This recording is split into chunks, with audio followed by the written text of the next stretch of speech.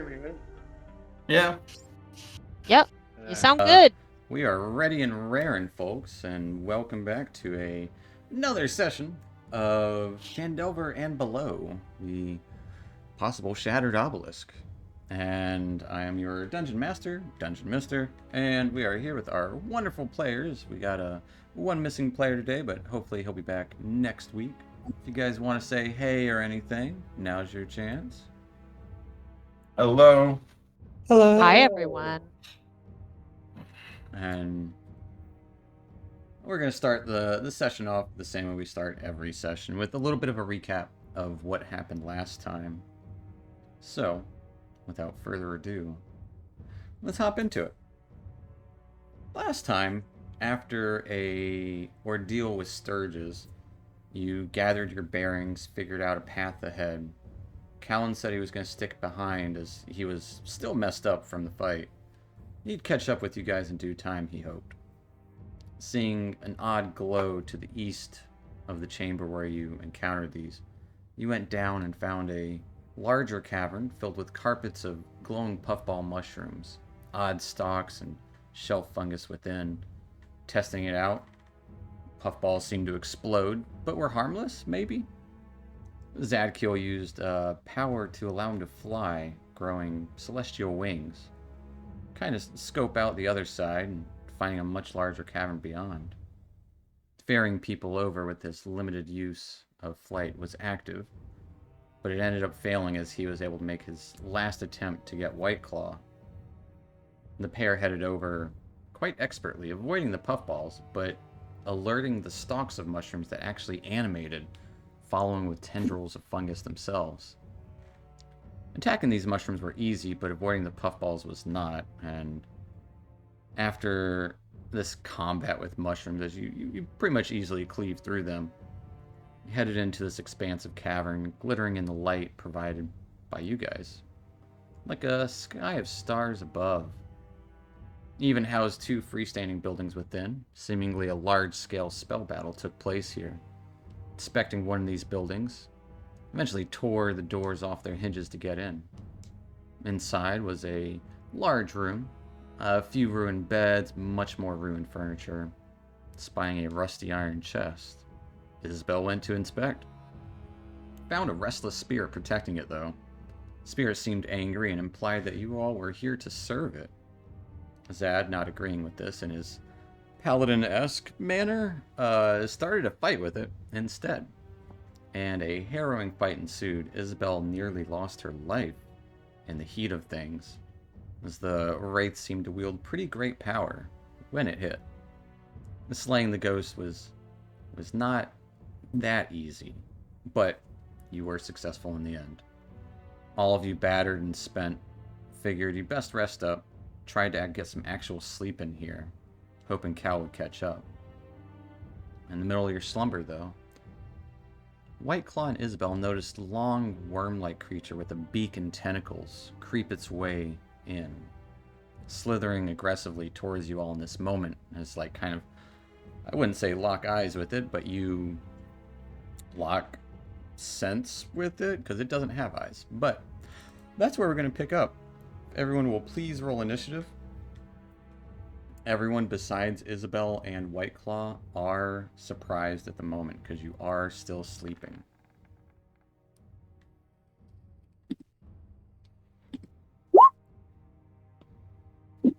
So we are rolling some initiative.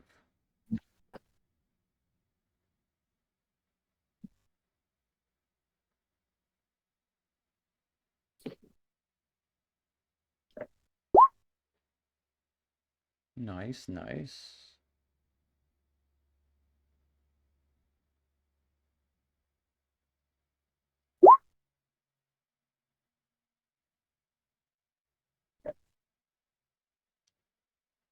Let's do Crossing the Chasm. Very good. And Zadkiel, you are surprised. Whiteclaw, you are up first in this battle. What are you doing? I'm going to move forward right in front of Isabel, and I'm going to cast Thunder Wave. Okay. So that ticket is 15-foot cube, so that would be. Yeah. Yeah. Blasted So away. yeah. Yeah. So let's see. It's got to make a con save.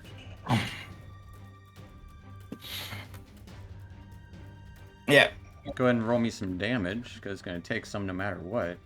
You got a big old 2, as it is blasted 10 feet away from you, as a loud thunderous boom echoes throughout these caverns. And it will take 6 points of thunder damage. Anything else for White Claw? Nope. That'll be it for this turn. Alright. I gotta double check some dexterity stuff, because unsure. Isabel, you might actually go after this thing. It does have a 14 dex, unfortunately. Oh, okay. So this thing will go right before you, Isabel. But that will take us to this thing. As it slithers back in aggressively, followed up by another from the exterior. They both try to lash onto White Claw as they try to wrap their tentacles kind of around you. One goes for your legs and the other kind of goes in for your arm and torso. The one going for your legs got a 23 to hit. Hits. As you take 6 points of slashing damage. As it wraps around your legs, it is going to try to bite you now. Getting a 13 to hit. Just hits. As you take 8 more points of piercing damage. As it grabs onto your leg, you would feel this sharp pinch as it is biting into you with its big old beak. Said another 7? 8. And it's 6 and 8. And the second one will also try to grab out at you with its tentacles. Attacking your torso area. Getting a big old 10 to hit. Misses. And seemingly as you kind of squirm away, the one kind of attached to you, as I believe, double check, you aren't restrained or grappled with it. It just kind of brought you close enough to feel its beak on your legs. And with the second one missing, that ends its turn, taking us to Isabel. Alrighty. Okay, so this is the one that bit him, and he had pushed previously. okay, cool. So if I have a torch, the torch is technically in hand, right? Yeah. So I have to You take can- my you great can- sword out. You can drop it. So that's what I was just gonna see if I could do. Awesome. So I'm gonna drop dropping my stuff torch. is free. Dropping stuff is free. Mm-hmm. The D&D life. Yeah, I'm gonna take out my dragon sword. And oh my, it's so foggy. There you go. And I'm gonna go right beside my good old buddy White Claw here, and I'm going to do a menacing attack on the guy diagonal from me that Okay. attacked. The one that is like kind of White Claw. still semi-attached. Like White Claw, you kind of pull Yeah. your legs back, and you can see there's a chunk of his flesh missing from it biting Yeah. onto him. Exactly. So I'm not happy about that. So I'm just gonna make sure Yeah, I give take me- up give me, superiority dice. Yeah, give me an attack Yeah. with Yeah. your dragon sword. 23 will definitely hit, and doing a Amazing. menacing attack. It needs a wisdom save.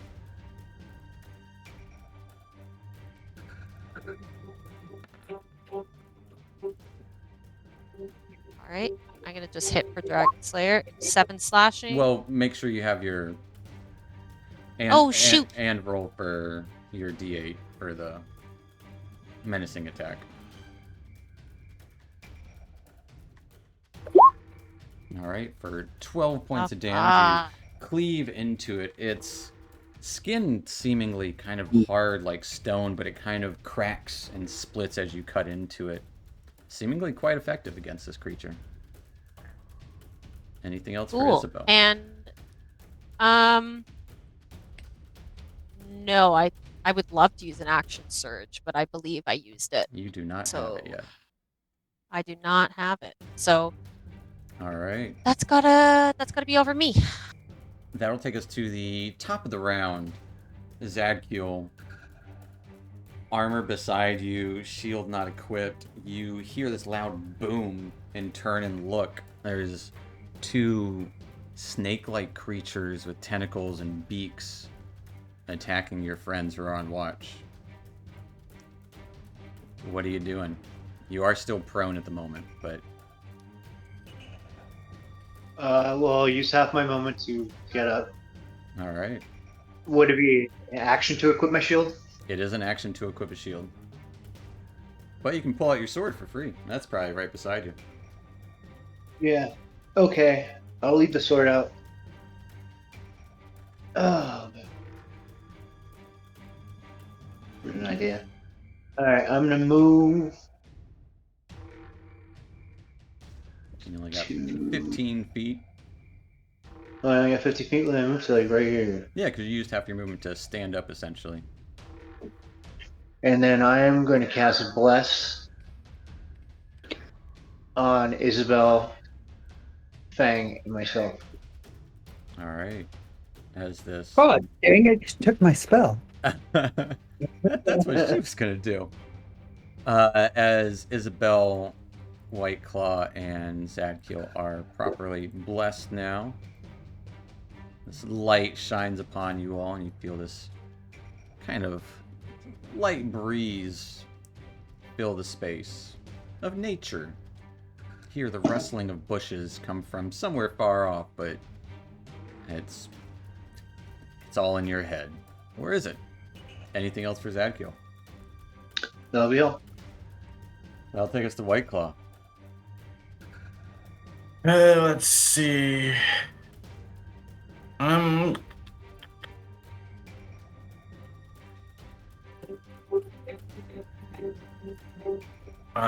me think.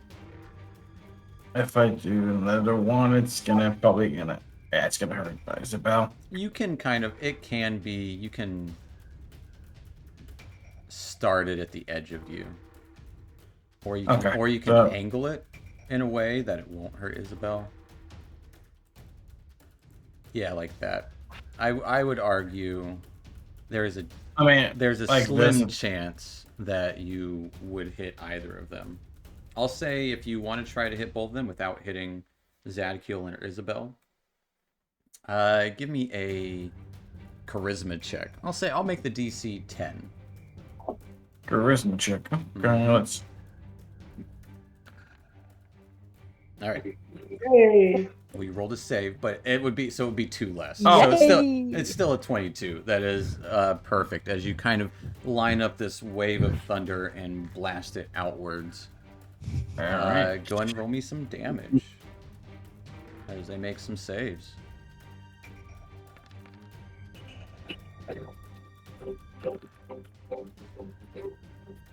One got a natural 1. And the other got a 12 as they are both thrust outward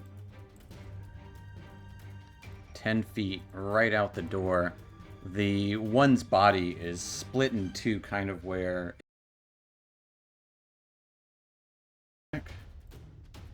I'll take us to these monsters, as this one will then kind of squirm in the room towards Isabel and try to wrap its tentacles around you, kind of try to pull you in so it can bite you. Getting a 7 to hit.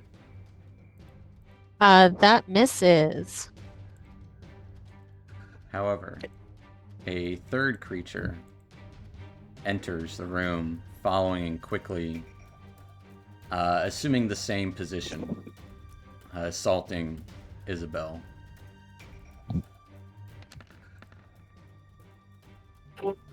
This one getting a That's 6. not very nice. This one getting a 6 to hit, seemingly kind of struggling with the rubble within this space. You easily avoid the tentacles reaching out towards you and just kind of keep them at bay with your sword. That'll end their turn. I forgot to do damage for this guy. Oh. Uh, All right. But that will end their turn, taking us to Isabel. Isabel, what you doing? I think I just got to attack because I wrote it down in my notebook, but I did use second wind at the end of our last battle, correct? Yes. Yes, I did. So I do not have a second wind right now. Correct. That sucks.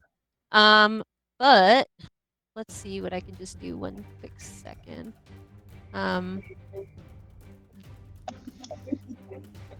Yeah, I think I'm just gonna do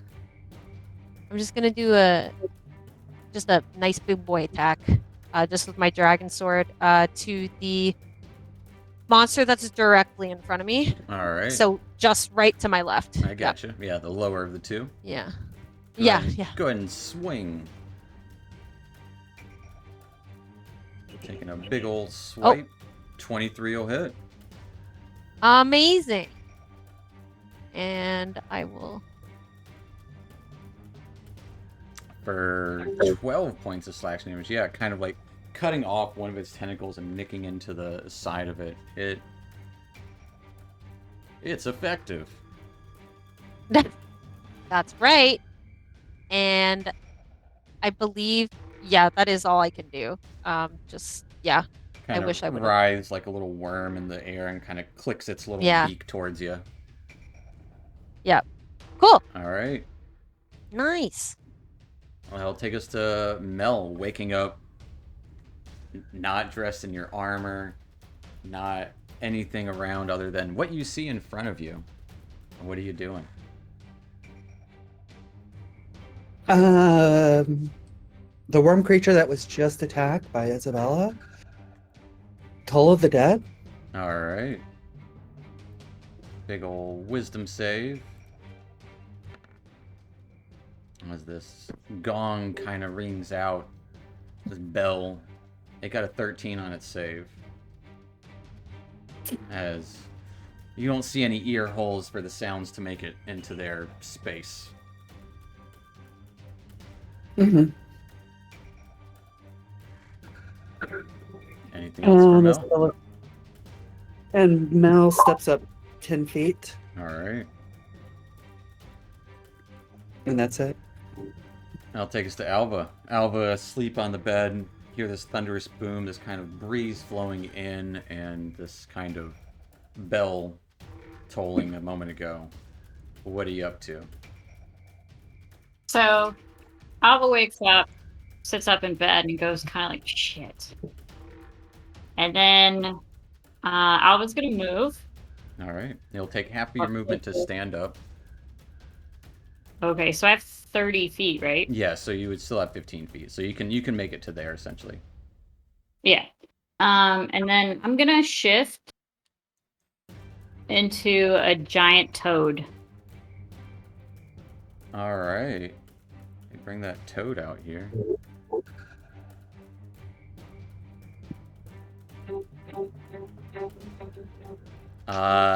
It will kind of force Mel to move backwards. Well, actually, Mel, you're halfling-ish form. Okay. How about the neck, Mel? As a giant toad appears where Alva just was.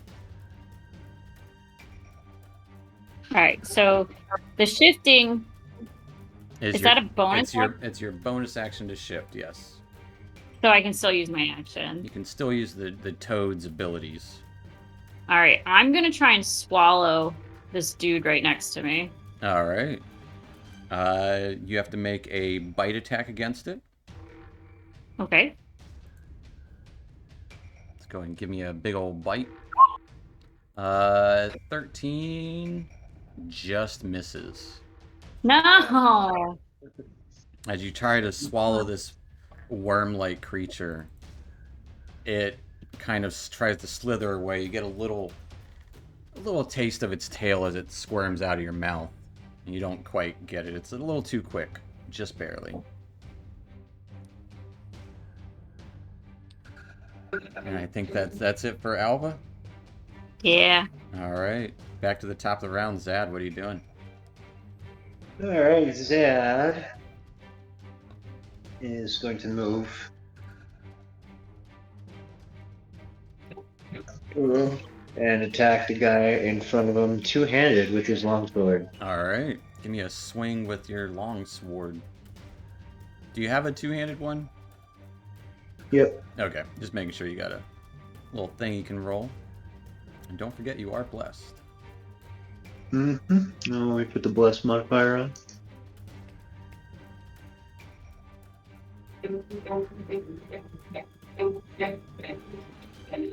But a 25 will most certainly hit as you swing your sword two-handed for the first time.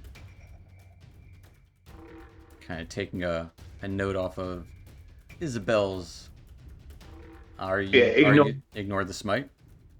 Yeah, sorry, I forgot to click that. As you deal 6 points of slashing damage to this creature, it kind of nicks it along the side. It's still kind of squirming around, like trying to snap at Isabel in front of it.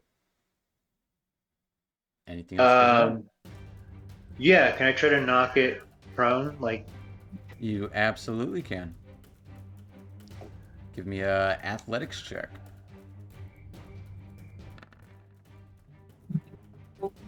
Got a 14. So yeah, you knock this one down on its side here.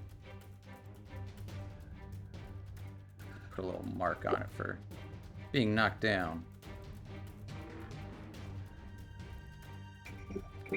As you kind of knock it on its side, it kind of rolls on its back for a moment, kind of trying to squirm to get back up, like a little worm. yeah, Anything else for Zed? that'll be all. Oh, actually you can't because you don't have your shield equipped.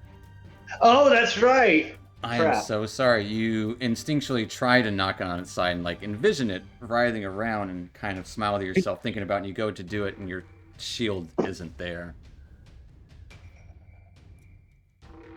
So, Oops. that'll take us to White Claw. So with the bless, I get a D4 right on the. Yeah, you should have a little checkbox under your attack modifiers. I don't. I can make you one real quick. Uh, Oh, I see. There's a global save modifier right under. It won't. The global save won't add to it. Oh, okay. But now you do. There we go. Okay. So, going to do chill touch on a creature right there. All right.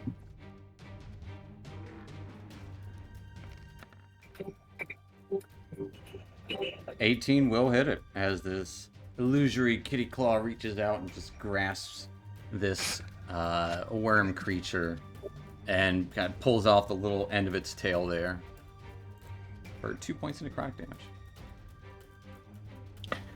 And I'm gonna use sorcery point to do it again as a bonus action. All right, quickening spell.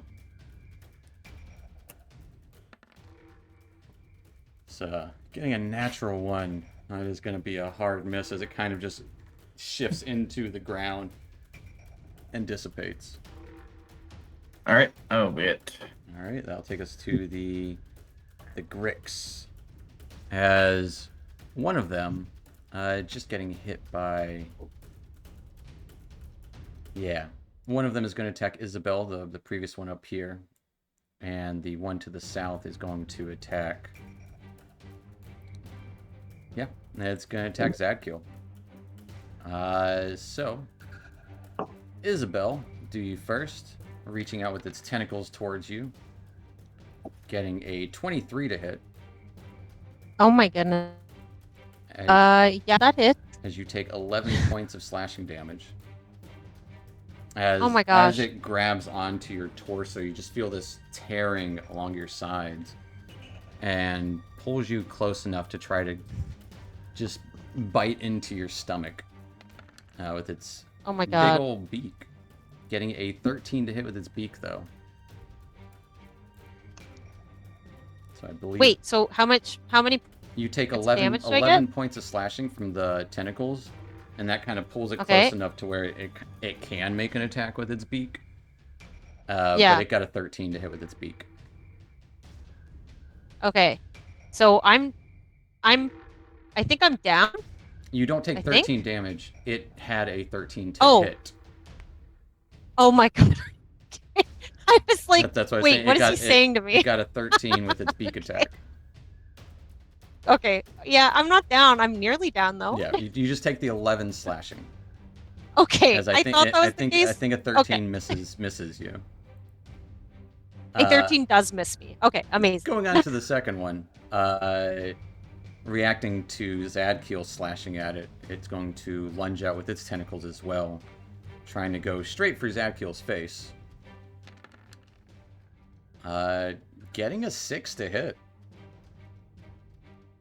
As it lunges towards you, you just kind of push it away with your sword. That'll take us to Isabel, as that's all they can do. As it seems like they have to pull you close enough for them to attack with their beak. Isabel, what you doing? Ooh. All right. Well, I'm gonna the creature right in front of me is the one that attacked me, or was the one diagonal the one from next to the toad. Okay. I was really hoping that toad would just swallow him up. I was so close to doing it. That would have been cool. It was so close. Yeah, I'll attack the one diagonal because he's a big meanie. Just with All right. a slash. Give me a slash. You just get that. You get a little cut. There we go. Oh. 9 is gonna miss as you swing wide. Oh. Still reeling from the tentacle rips across your sides. It just kind of glances across its stony kind of carapace. Okay. I'm wondering if I take a risk here to try and run away. Like, run back. Like, just... It's up to you. Yeah, I'll do... Yeah, I'm gonna... Yeah. Yeah. Alright. Yeah. I'm gonna go... Yep. That's cool. As I try and go away. They will both reach out with tentacles. One of them getting a natural 20. Oh! As you take 10 points of slashing damage. And the other one getting a 22. Yeah, both of those hit. As Isabel fails a death save. Nice. Yeah, I'm bye-bye. I'm done. As Isabel turns to run, she looks haggard and just kind of face plants onto the ground as they try and pull her close. Yep. All right. That'll take us to Mel. Okay.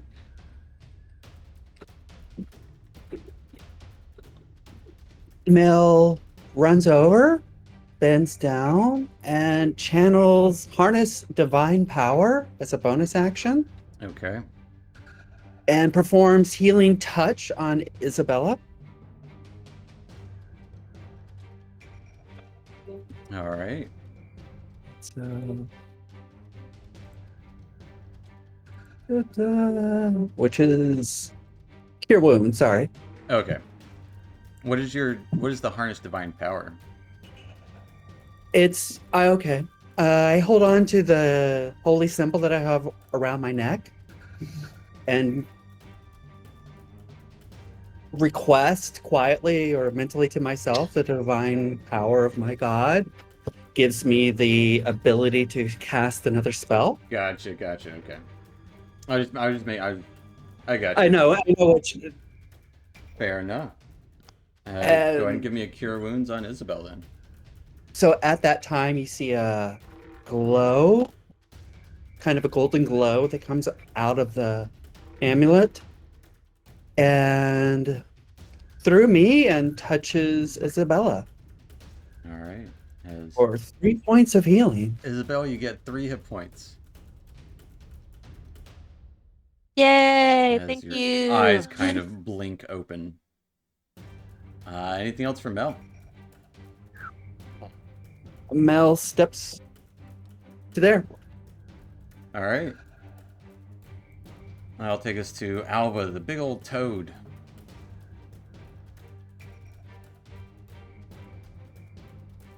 All right. Alva is going to attempt to swallow this guy next to her again. All right. Give me a bite attack. So you're foregoing the damage and just hoping to swallow it. Yeah. Okay. Give me that bite. Damn it. 10 is gonna miss as you. It is just a squirmy little worm. Having a hard time getting a hold of it. But anything else for Alva? Can I sit on it until it suffocates? No. I mean, you can try next turn with it would use her action to try and do something like that, like leap up and slam down onto it. All right. I'm gonna stay. Wait a second. That's an action, not movement.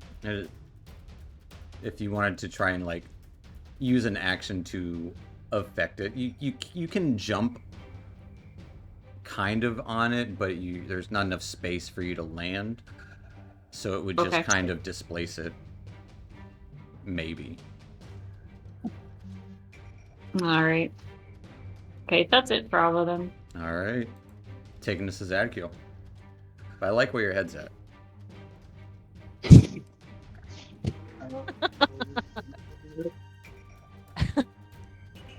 Yeah. What is Zad? We got one top and one bottom. That is going to use his channel divinity and use nature's wrath. To Use ensnare- what? You're muffled Nature's- really bad. Hold on, I'm having trouble with my mic. No, that sounds much better right there.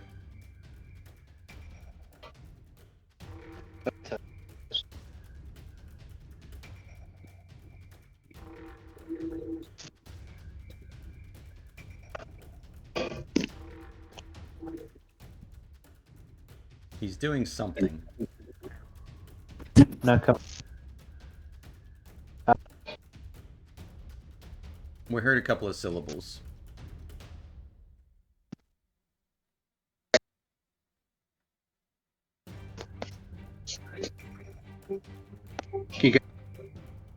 No. What is going on?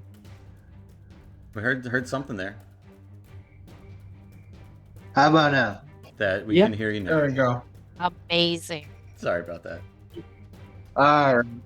Yeah, no worries. Every pair of headphones I have, minus the really nice ones Scotty gave me that I have to get the setup for, are like destroyed. Fair enough. Well, you had 2 okay, months to so get is the that- setup for it. Anyways, what's that doing? Not a whole lot of money.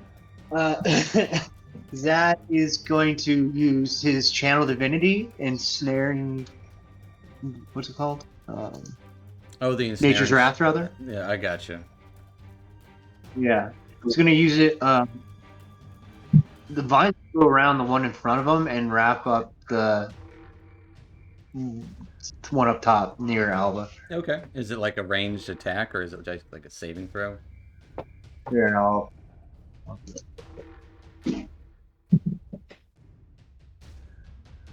Yeah, it's a saving throw. Alright. Your dexterity. As vines kind of plunge upward from the ground around.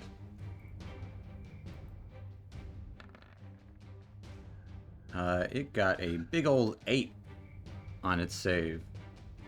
It is As vines kind of pin down this Grick as... Yeah, it's restrained.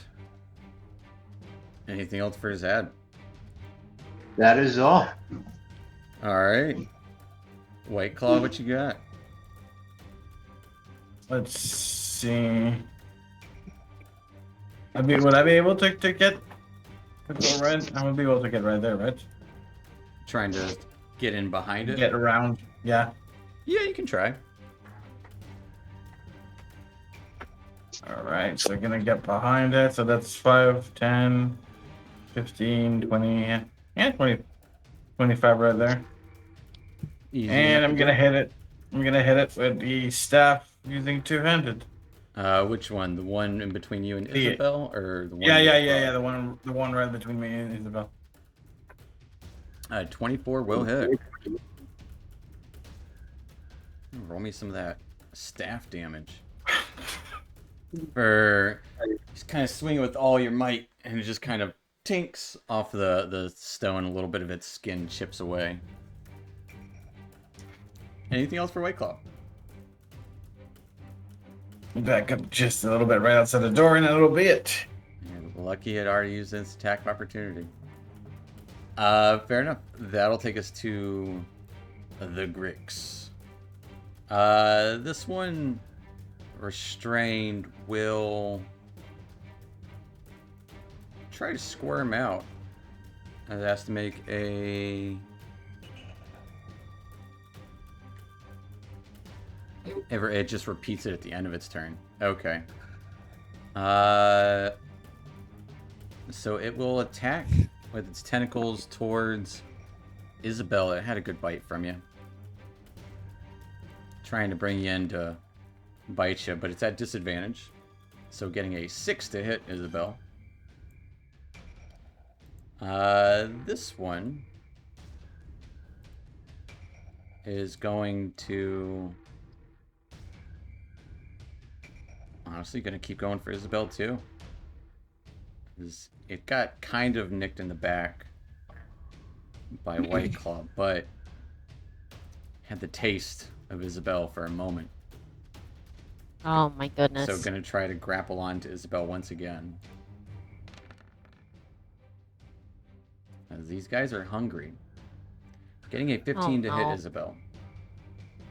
Oh my goodness. Yes. It hit. It And hit me. As you take 12 points of slashing damage. Oh my goodness. And you kind of blink awake and then feel that shredding sensation on your back as you just pass right out again. I'm not having a good day. But that'll end their turn. Isabel, if you'll risk me a death save, please. Oh.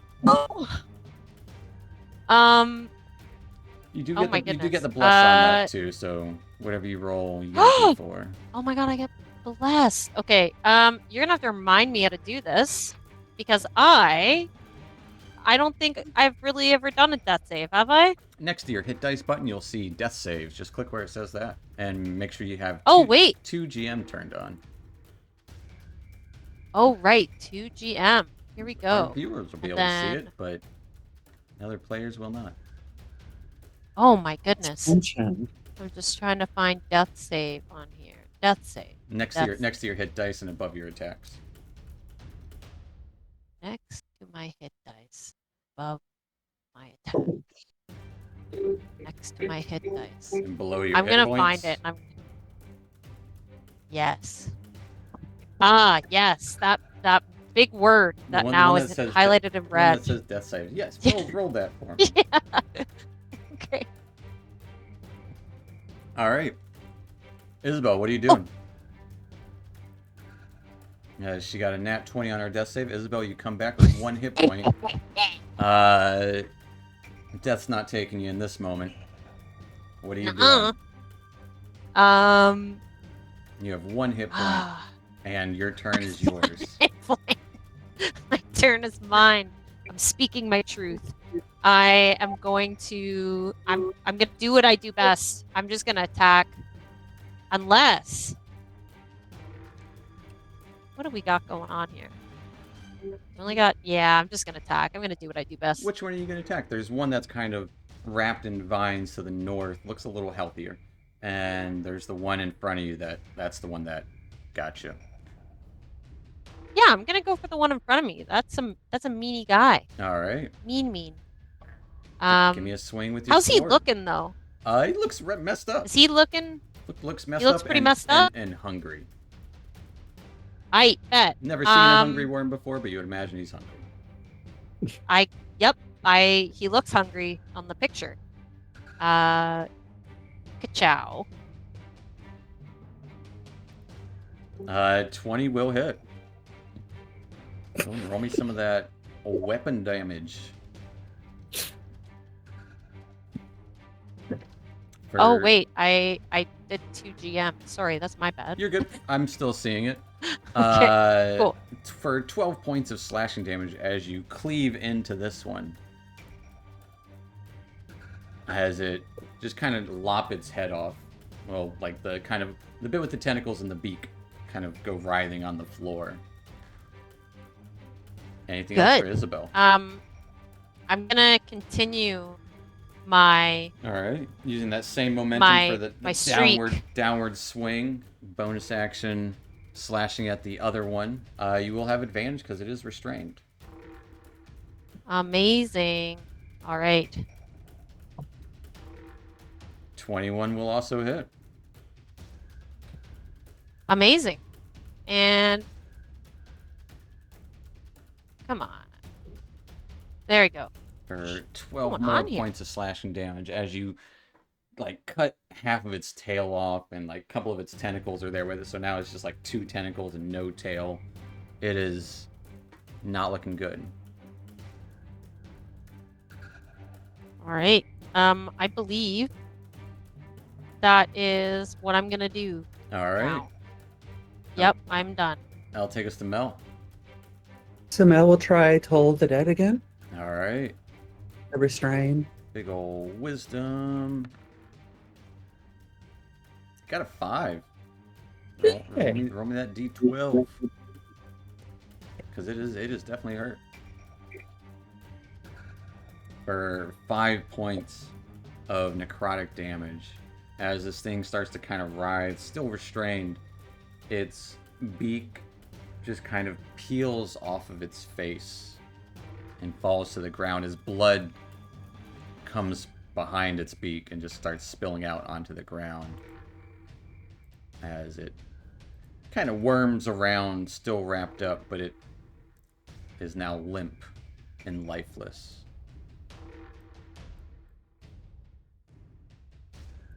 Is that all of them?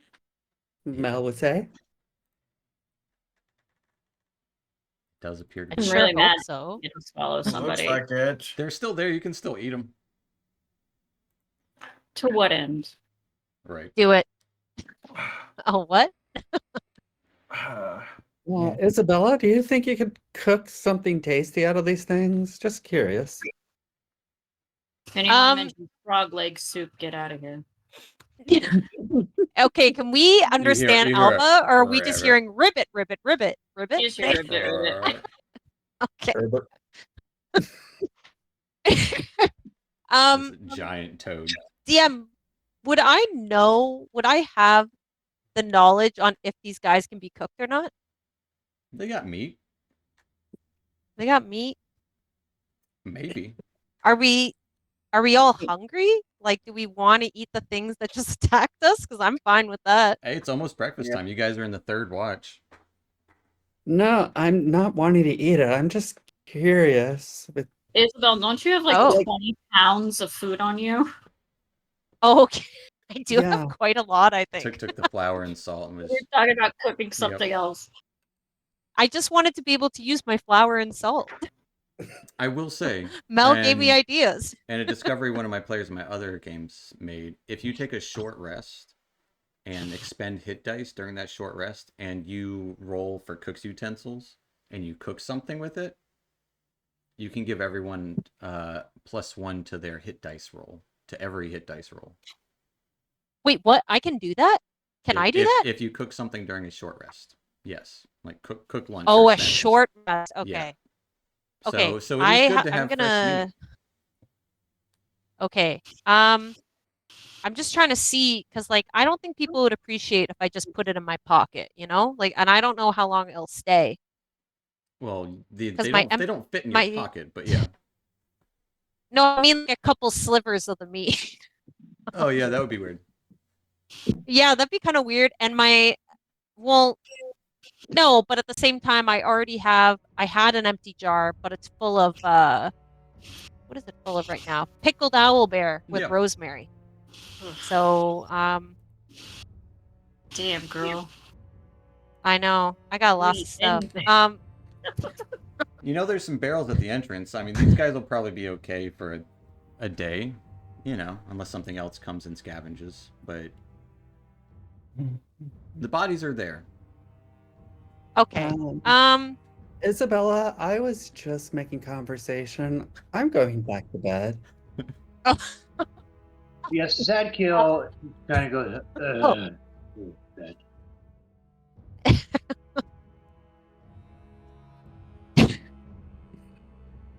I just wanted to cook food.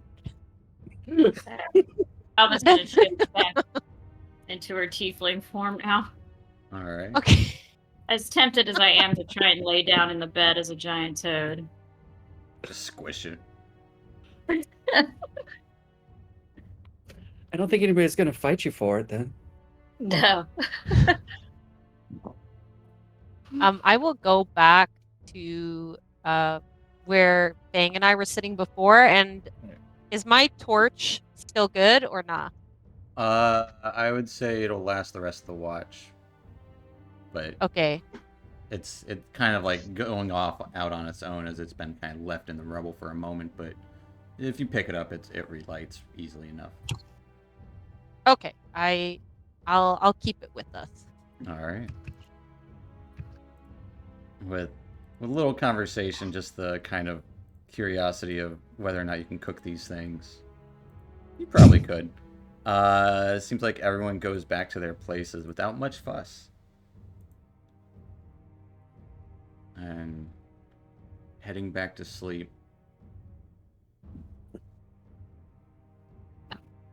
You guys finish your watch, and the fourth watch finishes as well.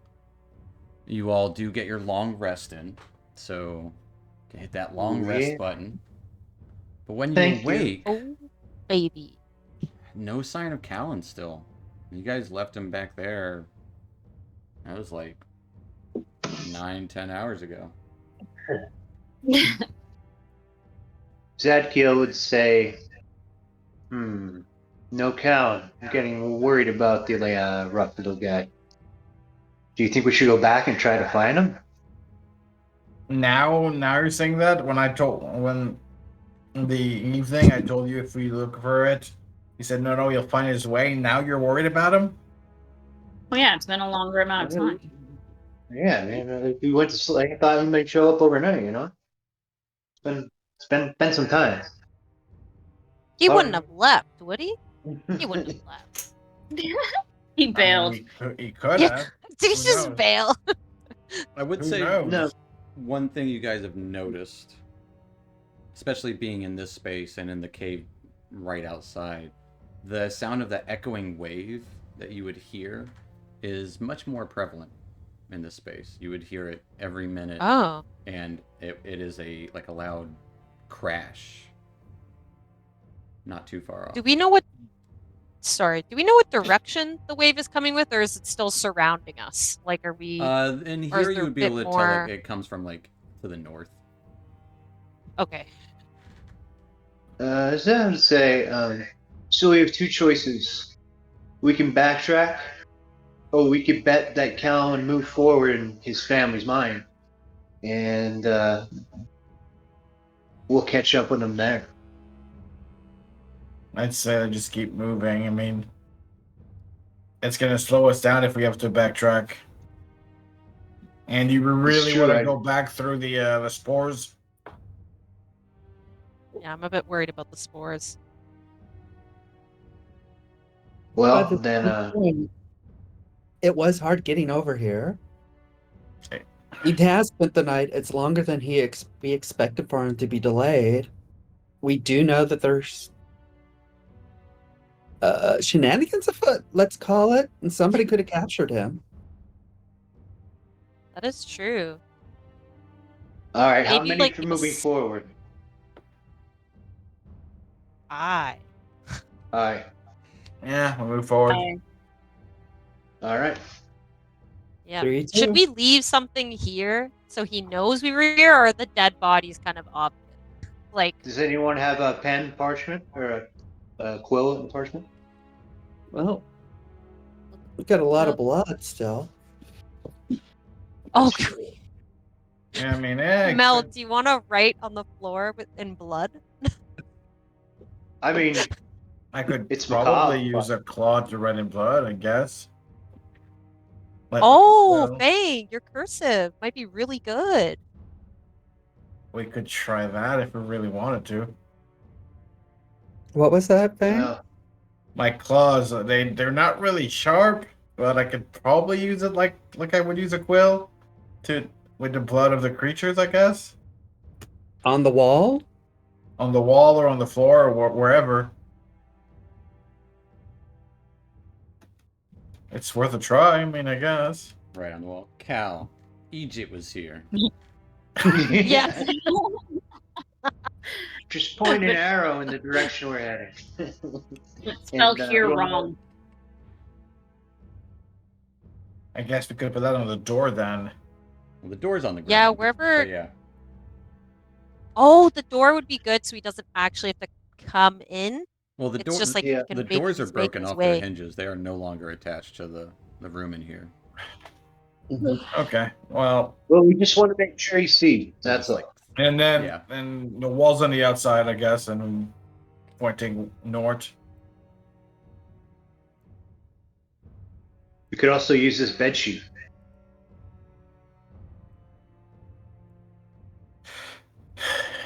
Anything. I'm not even sure if it's gonna work. I've never. It's not something that. But I guess it's worth a try. Give it a shot, man. Yeah, maybe. Yeah, give it a shot. All right. I would say easily enough you can write a note in blood for Cal with an arrow. No check's gonna be necessary for that. With an arrow, we don't have Yes. we don't have arrows. No, like He's draw using- an Yeah. arrow. Okay. Yeah. We Yeah. have white claw. Well, here. All right. Yeah, not actually using it, just like drawing an arrow. Wait, Uh, do we know how to spell? Yes, No. you all know how to spell. I think we should all know what this Except Church Boy. He only knows scriptures. We were.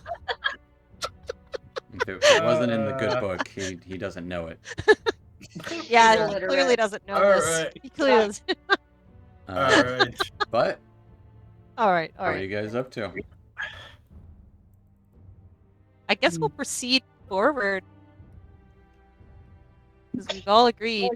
Yeah. I think I can see steps. Up north. That's steps. There are Yeah. steps going upwards. That's the kind of Ooh. a little bit of a 10-foot high escarpment. It's the Beyond. escarpment. Yep. Oh, yes. All right. I Let's go was up at those would- steps. Is Isabel? Are you lighting another torch? Oh my goodness. Let me see. Let me see. So you would. I would gotta take off one of your torches at the very least. exactly. That's what I'm trying to Mhm. see how many torches I have left. Torch Okay, lasts I have about one torch left. About an hour, I can Okay. give you light anytime you want. and it lasts an hour. I will take. I So, will take the light whenever you are giving. All right. Where would you So like for- me? What I have light on? So for the staff, the chargers. When does it? When you get a long rest, so roll me a D10. Is it D6 now? D6 plus 4, I think. Mhm. Yeah. As that, I guess I'll take it on my sword. All right. Yeah. And you see Zag's eyes glow and his hands glow a little bit, and he touches his sword and starts glowing like a light. Okay. Nice. And if anyone wants to re-prepare any spells, now would be the time to do it. Oh yeah. Let me do that because I would do that. I only used one, so it doesn't make sense, and I'm actually going to use it again to cast Mage Armor. All right. So it goes back to 9. Easy enough.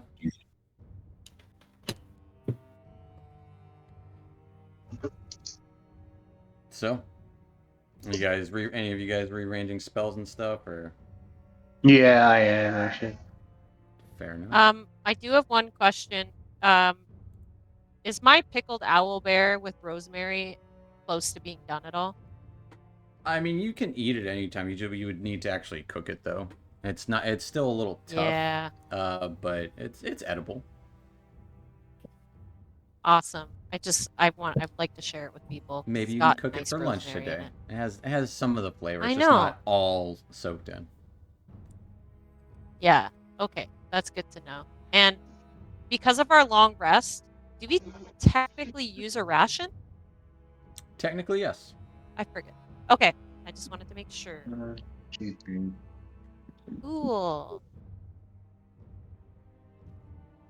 So, how do you proceed?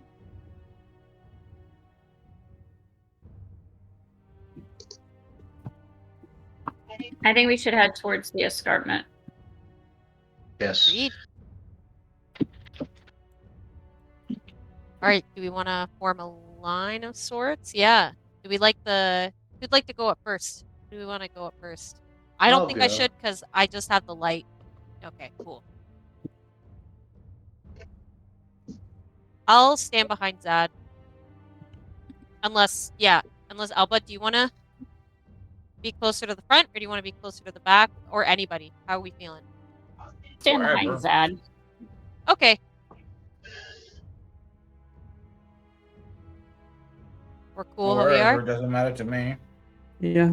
Ooh, I like this formation. All right. You guys head up the escarpment, up the steps. Yep. Yeah. Heading upward, you would see more ruins beyond, and what looks to be a larger building ahead, as full of 2 double doors, much like the previous one that you had seen in the building below. This one also seems like doors have been kind of rusted, or actually, the door has been melted shut, it looks like. And you would see areas of the stone look like they've been pressed inward in different places. And you would hear the booming waves come from a northward direction. And what looks to be a little outlet to the northwest. The cave bends around this building here as well to the northeast. Hmm. Do we want to follow the wave sound? That's what I I would think- bet Yeah. on doing. If Yeah. Call's heading anywhere. Hopefully. Agreed. All right. Yeah, hopefully. So you're ignoring the building right here? We can always come back. Does it look like it's possible to just push the doors open, or it's going to take a bunch of stuff like? It looks like it's been melted shut like the previous one. Okay. Zad will at least listen, see if there's anything going on behind the door again. Give me a perception check.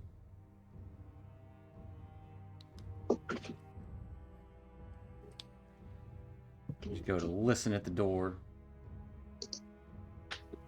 The 9. Kind of hard to hear anything beyond the doors there. Yeah. I don't know what's going on in there, guys. I can't hear anything, but it's up to you. We could check this out, or we could keep moving.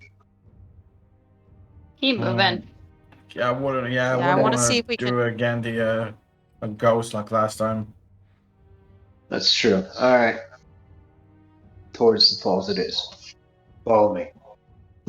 All right. You can pretty plainly hear that the volume gets louder the more north you go. As you kind of go around the bend here, you can see that to the west looks like it opens up into a larger chamber. But as you kind of go around this building here, and you can see what looks to be another door directly to the right of you. And some stairs heading down, actually, north of you. Be another smaller door, not a double door. and stairs headed down to the north of you. Mazad would just check that door. How so? He would try to listen again, at least. All right. Give me a perception check. Yeah. It's gonna be a good roll one of these days.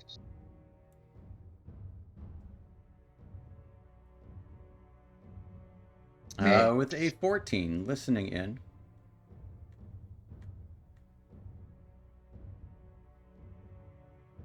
You would be able to hear what sounds like muffled bubbling.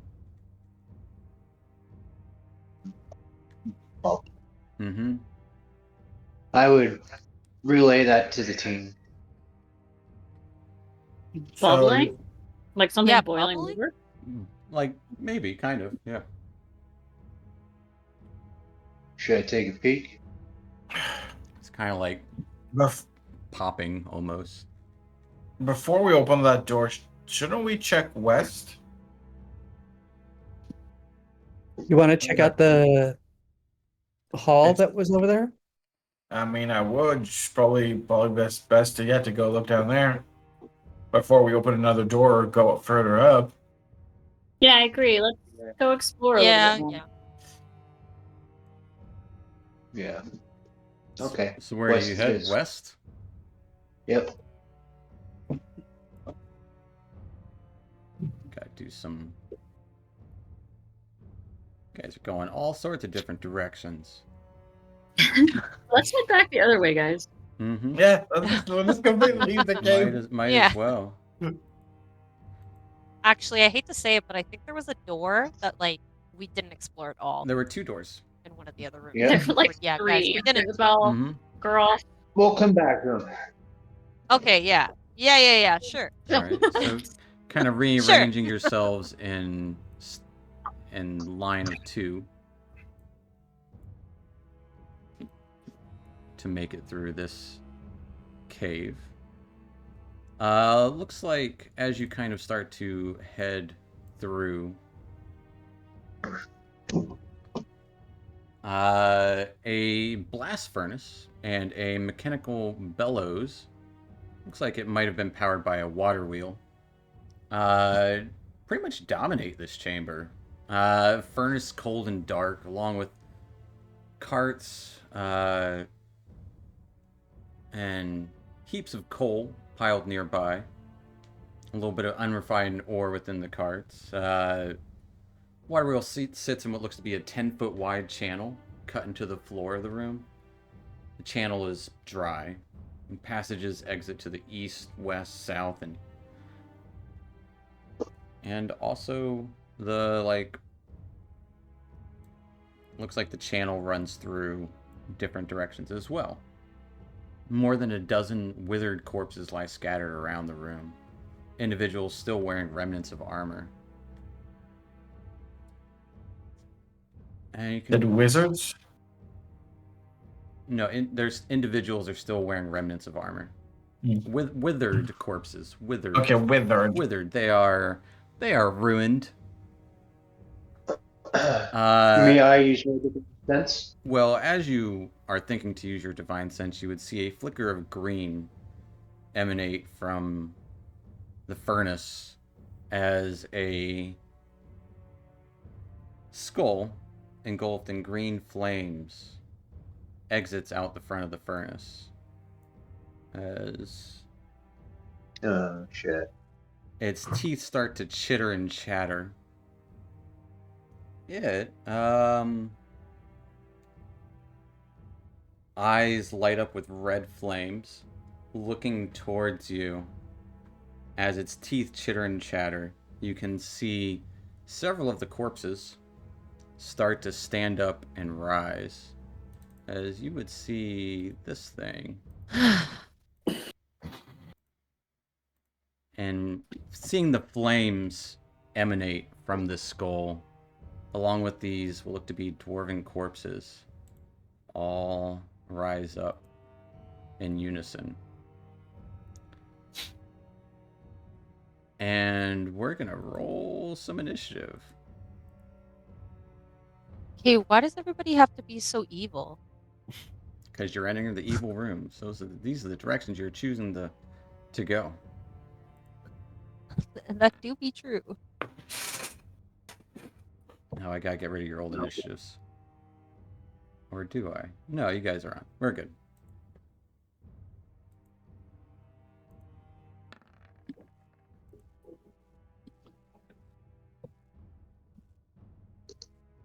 Fair enough. And the skull floating about 10 feet above at the moment. Going right into it. Everybody on there? Everybody's on there. You guys are all going to go before them. Actually, the skull might go before Isabel. Skull will definitely go before Isabel. It has a 17 dex. So with that,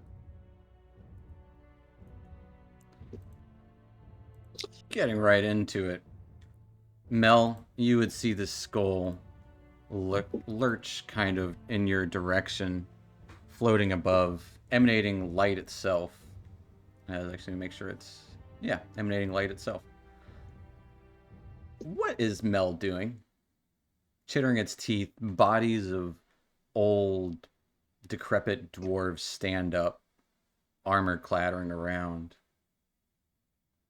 What are you doing?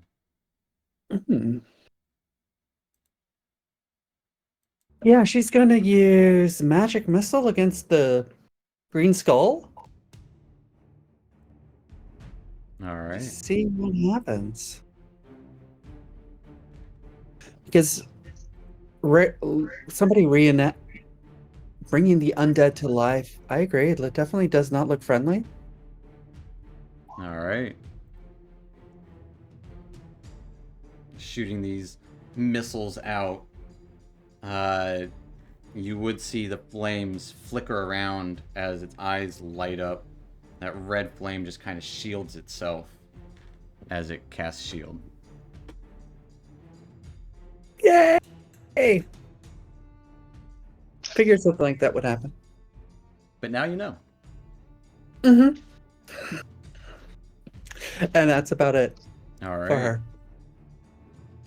As these darts of magic hit against this fiery shield, just dissipating as they do. That'll take us to Alpha. Okay. Let's see. Okay. Alva.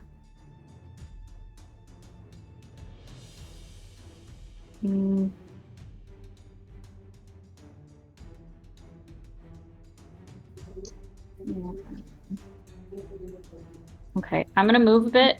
Can I move past Zadkiel? Yeah, absolutely.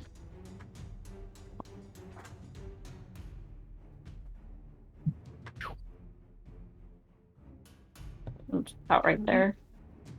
And I'm gonna shift into a direwolf. Okay, turning into a big bad wolf. Tactics.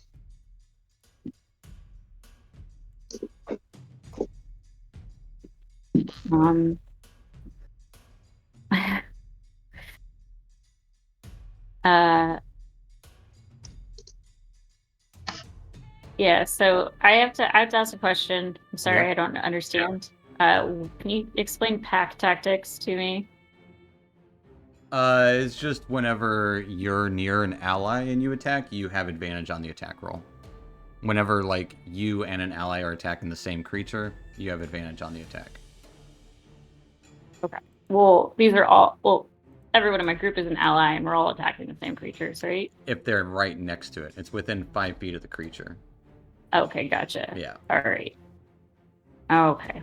And right now- isn't incapacitated. Like, if it's not knocked out, paralyzed and stuff. Yeah. All right. Well, I'm gonna attack the guy to closer to my head, the direwolf's head, I guess. Okay. As you kind of run past and shift and jump at this creature. Yeah, give me a bite attack.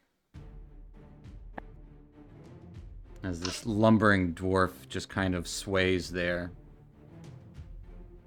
19 will definitely hit for 10 points of piercing damage. As you just bite into it. It is not a good flavor in your mouth by any means. Yeah.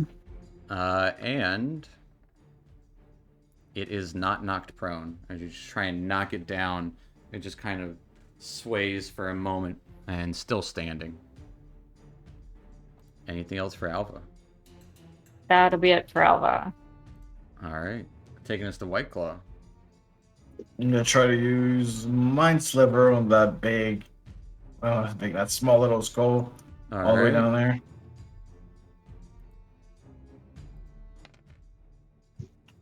Make a big old intelligence save. Got a 9. It rolled horribly, so it will take 2 points of psychic damage as a sliver kind of creeps into the skull. And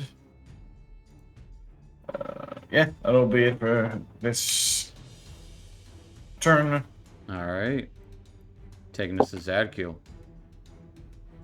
Okay, Zad is going to use his Radiant Sword. Okay. And- Wings fly out. Mm-hmm. That's my action, correct? Yes. That is your action, I believe, yes. Okay. And what he's going to do is... Sorry, you got the wrong... I'm so confused for a second. He's going to...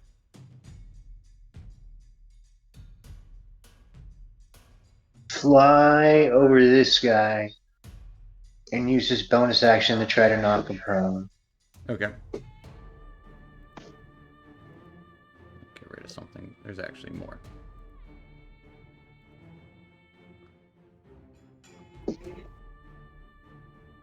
Which guy? But wait, hold on, shit.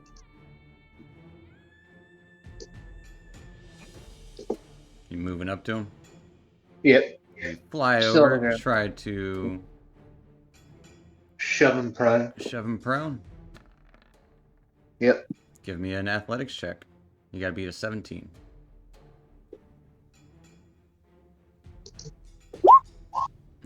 These guys are sturdy.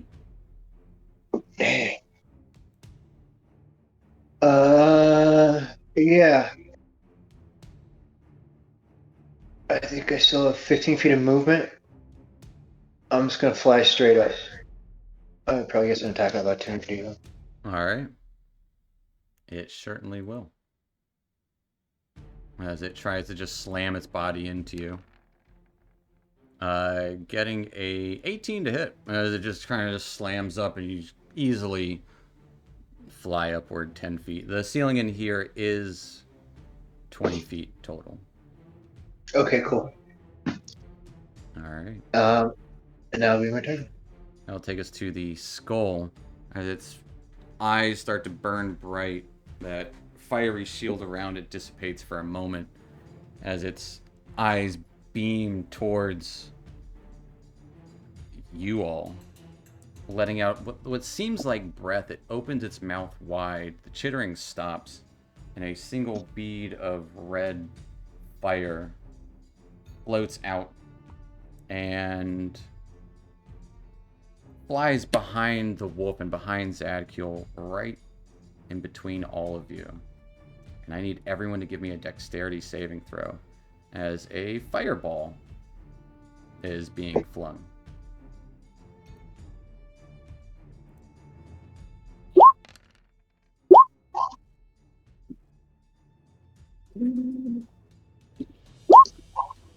Whew. All right. That was a hefty fireball. As Isabel, White Claw, and Alva your wolf form at least, takes 34 points of fire damage.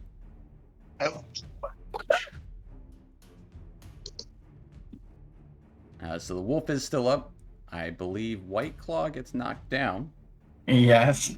Mel and Zadkiel each take 17 points of fire damage. I have a shield master, so if it would hit, Oh. so it doesn't. So it doesn't do anything. You just kind of block the shield from the blast as you take no damage from that. Amazing. So just Mel would take 17 points. And the two creatures next to you guys.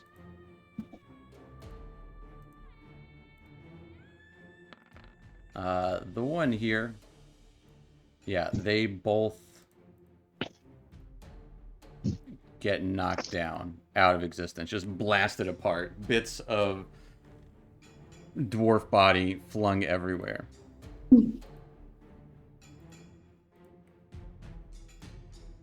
I'll take us to Isabel. All right. Okay. So I will use my second wind. Okay, yeah, of course. Yep, because I'm learning. So when I'm using it in a fight, do I just like roll a 1d10 right now? Or... You have a button for it, but yes, roll a 1d10 and you add 4 to it. Okay. Oh wait, I do have a. Where is there a button? It's for just a second bonus, wind? but uses up your bonus action. You get 1d10 Alright. plus 4 hit points. Or 1d10 plus your fighter level. So you'll get 9 hit Right. points back. 30, but then plus my fighter level. It's already in that roll. Oh. Okay. Yeah. Cool. Okay, cool. So you get 9 and hit points as a bonus action. You have your action. Amazing. Okay, and then I am going to. Oh dang. Okay, I'm gonna move up to my team. My team needs me. So. Oh, wrong cursor. My bad. 1, 2, 3, and. You want to know what? I am going to use actually. Who's going after?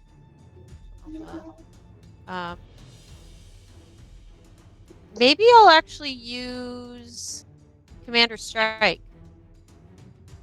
Okay, well, nobody's within range of anything, but... Oh, never mind. Never mind. Is it? All right, I'm gonna go here, and then I'm gonna take out my axe. Okay. And I'm gonna throw an axe at the dead gnome man. All right. He's a dwarf, but okay. He might be. Actually, Dead. that one's a gosh. gnome. Why not? He's a little shorter. Okay. He's a little shorter than everybody else. Yeah. Okay. Okay. Gnomes worked here too. Yeah, give me an attack Okay. with your hand axe as you fling it towards it. Okay. Bam. You are no longer blessed, so make sure you check that off. But a 9. That is my bet. A 9 will hit it.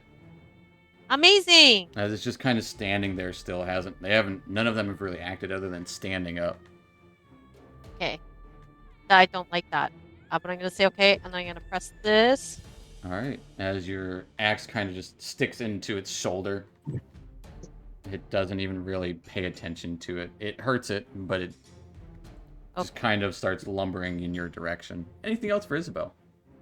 I think that's all I can do, sir. Thank you. All right. I'll take us to all these dwarven and gnomish zombies as they all start to kind of shuffle their feet towards you guys as quickly as they can. This one is the only one that will be able to get an attack on Isabel. Getting a 7 to hit. as it just kind of He walking towards you, trying to misses. grab out at you. A little gnome guy, you just kind of kick him away. The other guys will start kind of lumbering underneath the area there towards the rest of you guys. Just kind of moving up in, not really formation, but they are moving up. There's a couple that kind of fall into the waterway.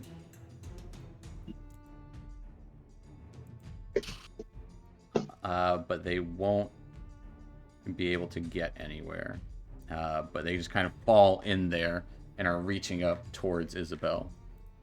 Actually, one of them can make an attack at disadvantage Okay. as it kind of reaches out towards you, Isabel. Getting a 6 to hit. Okay, and can I use my repose Absolutely. to? Yeah, I'm gonna do that. Against that I'm guy gonna... down there who's just kind of climbing up, like trying to snatch your feet, looking up at you. Yeah, it's really gross. Just kind of poke him back with your great sword. Go for Yeah, it. it's mine. 14's gonna hit. All right, and I'm gonna. As it takes 10 points of slashing damage.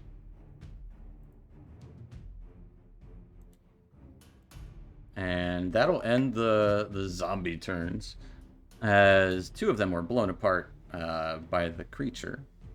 And that'll take us to the top of the round, which I hate to do in the middle of combat, but after seeing a taste of what this flaming skull, the power it can bring, along with the small band of dwarven and gnomish zombies, that'll be a good spot for us to take our little 5-10 minute break, and we'll come back with top of the round, starting with Mel. So we'll take our little 5-10 there, pick up here at about 40-ish after. Okay. Cool. All right. So Great. we'll be back, Twitch. See you, Twitch. See you, Twitch.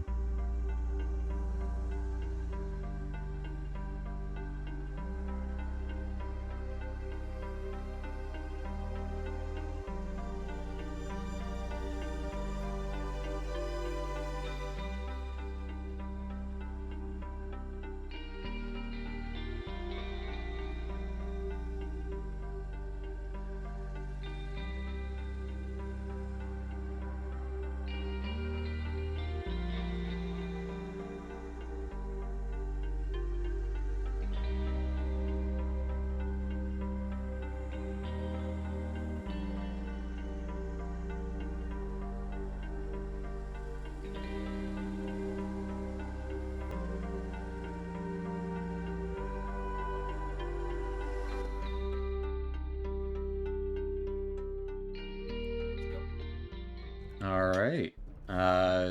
We are back, folks, and, well, last we left off, our troop was exploring some more and walked into a cave with a giant smelter with bellows and a water wheel. Also, plenty of corpses about.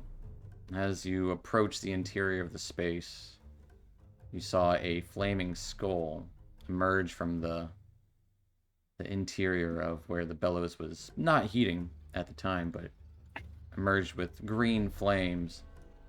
A bunch of these dwarven bodies stood up and started making their way towards you all. As you all readied yourselves for battle, the skull lit up with fire and launched a giant blast of fire, hitting all of you, except for Zadkiel, which miraculously saved himself from taking any damage at all from. But with White Claw on the ground and plenty of you pretty hurt, that's where we're going to pick up. Mel, it is your turn. What are you doing? Thank you for that reminder, Scrolls. Quick question. My scroll of level 3 lightning, I can use that? You can attempt to use it. There's a chance it will fail because you can't cast level 3 spells yourself. Uh-huh. Pretty much you'd have to make a caster check, which would be charisma for you to try and make thanks. the scroll work as an action. DC would be 13.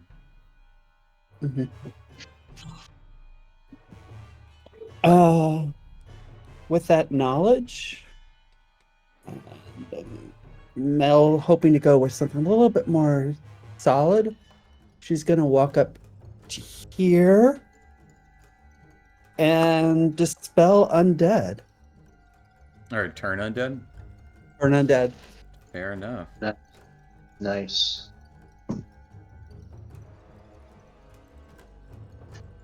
As this aura of holiness emerges from Mel. Is it a constitution save or wisdom save? Wisdom saving throw. Wisdom save. Within All 30 right. feet. I got 6 dwarves to make wisdom saves. Oh, wow.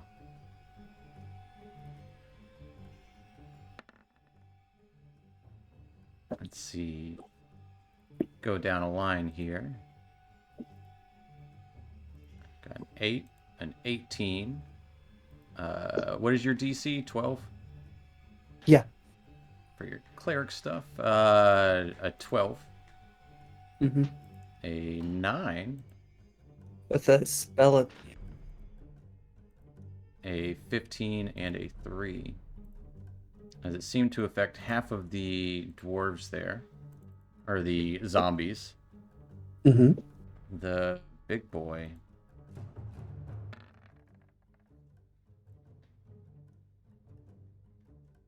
Got a 17. Seems more resistant than others. So it did work against many of the zombies. But the skull... Like, you could see it almost flicker for a moment, but then that pulse of green energy emerges from around it as it barely resists. And then as a bonus action, she's going to use Healing Word on herself. Okay.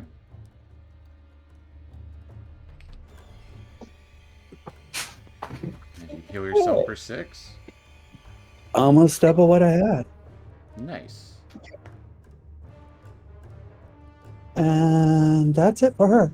Alright, that'll take us to Alva. The big bad wolf, who is a very hurt wolf, although Alva yourself isn't hurt. What are you doing? I'm gonna shift back into Alva, the tiefling. Okay. Is your bonus action to do so? I will also say, if you wanted to, as the wolf, you can bonus action heal yourself using your spells. Just throwing it out. Yeah, no, I'm gonna shift back to Alva. All right. Good note. And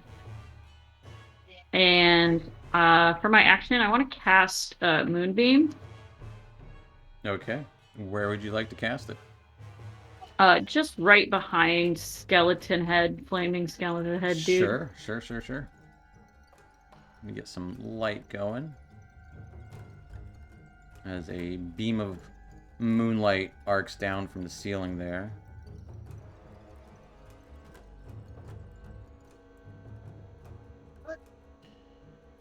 Let's give it some light.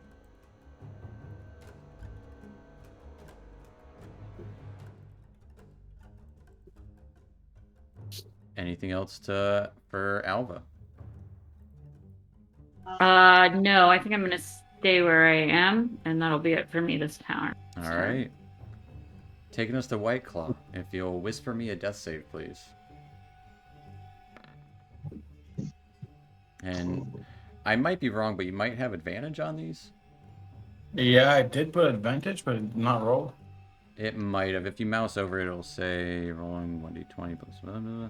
I've so got, just roll again. Yeah. With some of those odd rolls, it won't like know to roll advantage sometimes. But I'll take it to Zadkiel. Okay.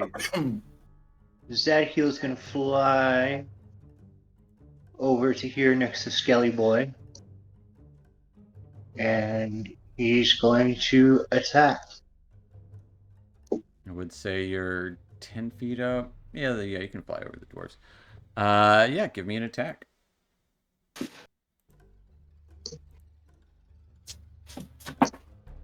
Again, so this is also pretty cool art here. Different art for the flame skull. 23 will hit. Okay, I'm gonna divine smite that. Yeah, And go he for it. take an extra 4 damage because of the blah blah blah radiant. Yeah, soul. you should have some check boxes to check for that too. Oh, there's radiant soul. Divine smite. And the extra. Yeah. Oof. See some of that damage. For 33 points of damage, as cracking into the side of the skull, it is a devastating blow to it. It kind of like goes spinning for a moment as the eyes kind of dim out for this moment as it's spinning, and just kind of lights up again, burst out with flames. Anything else for Zad? That'll be the end of my turn. Alright, that will take us to the Flaming Skull. Who will...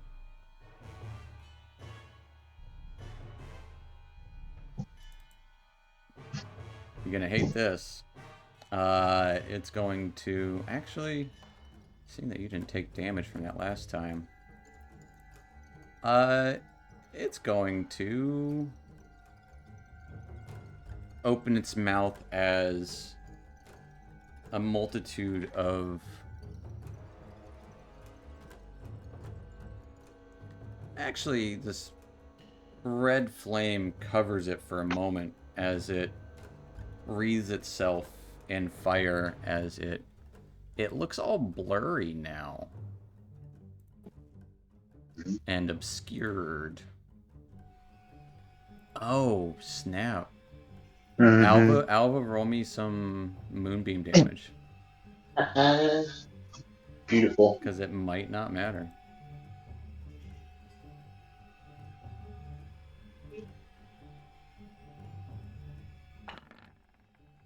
Yeah, you hit Moonbeam and there should be on the... It'll ask you what level. Okay. And then it's a level 2 spell, right? Yeah. So at the very least it's level 2. And later on you'll be able to upcast it, but for now.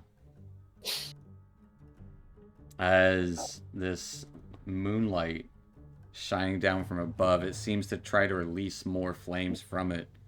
But with this light shining onto it, it got a 10 on its save.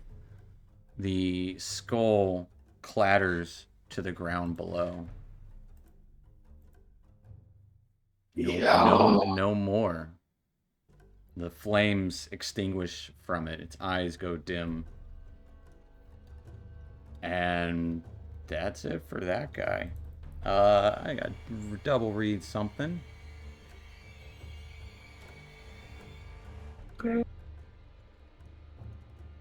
That'll take us to Isabel. As all these zombies are still active.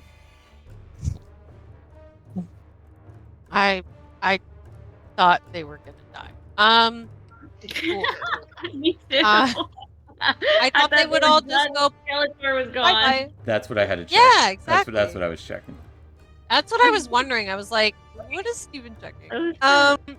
Okay. Okay.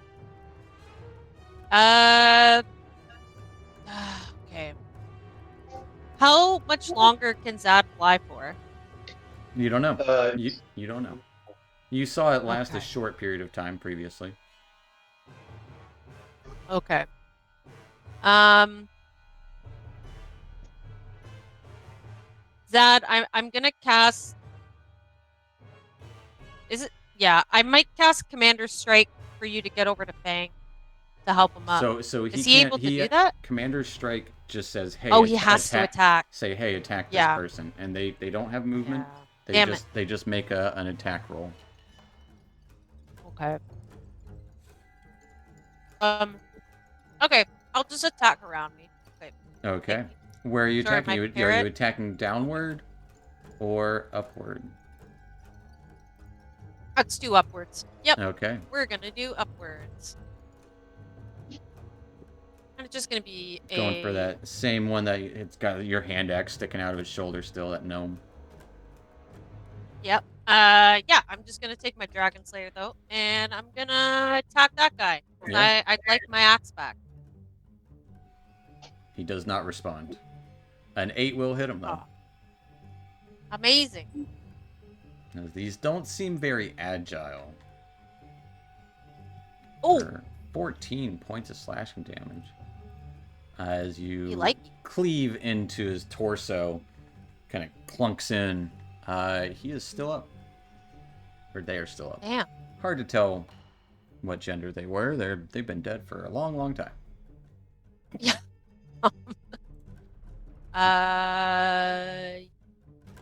Did a bit. Yeah. Yeah. Yeah. All right. Staying put, that'll take us to the dwarven zombies. As 3 of them go fleeing away.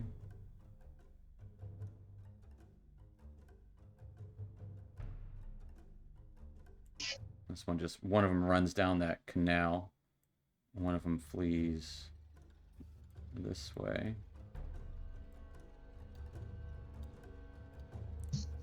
And this one flees. It is going to take the dodge action. So, Alva, if you want, you can make an attack of opportunity that runs away from you. If you want. But if you do hit it, it will stop running. Yeah, I want to take the attack. Alright, it will be at disadvantage. Okay. I made it run too far. It only ran 20 feet. They're not very fast. Give me an attack. With your... just your quarterstaff. Quarterstaff, okay.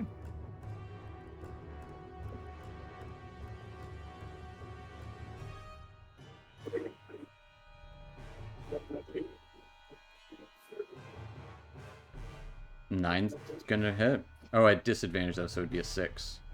So that's gonna just miss as you kind of catch some of its armor bits fall off as you whack it in its back, but it doesn't do any damage to it. And the other guys will kind of start to surround you all. One will attack at Alva. 2 will attack at Isabel. One of them at disadvantage because it is down below. So first one at Alva getting a 14 to hit. Miss. Then at Isabel getting a 20 to hit. Oh my goodness. As you yes, take he hits. 4 points of bludgeoning damage. It just kind of slaps you. And then below, one of them trying to grab at your feet at disadvantage. Getting a 12 to hit. Just kind of like trying to grab at your ankles there from below. Ending the dwarven turn. Taking us to Mel. First, Mel uses her bonus action Healing Word or White Claw. All right.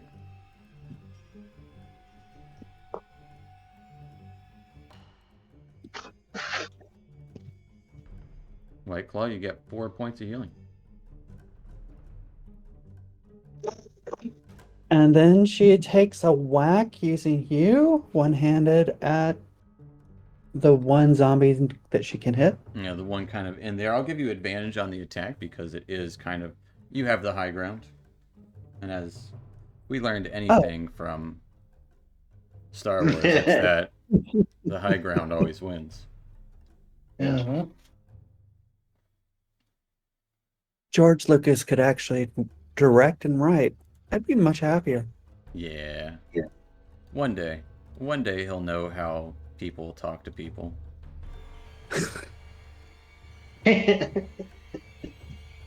But yeah, give me a hew attack added. You do have advantage if you want to see if you crit. Just do another.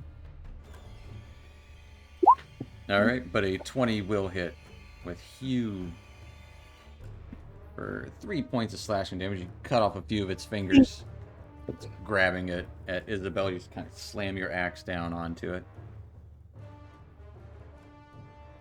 And yeah, that's it for her. All right, I'll take us to Alva.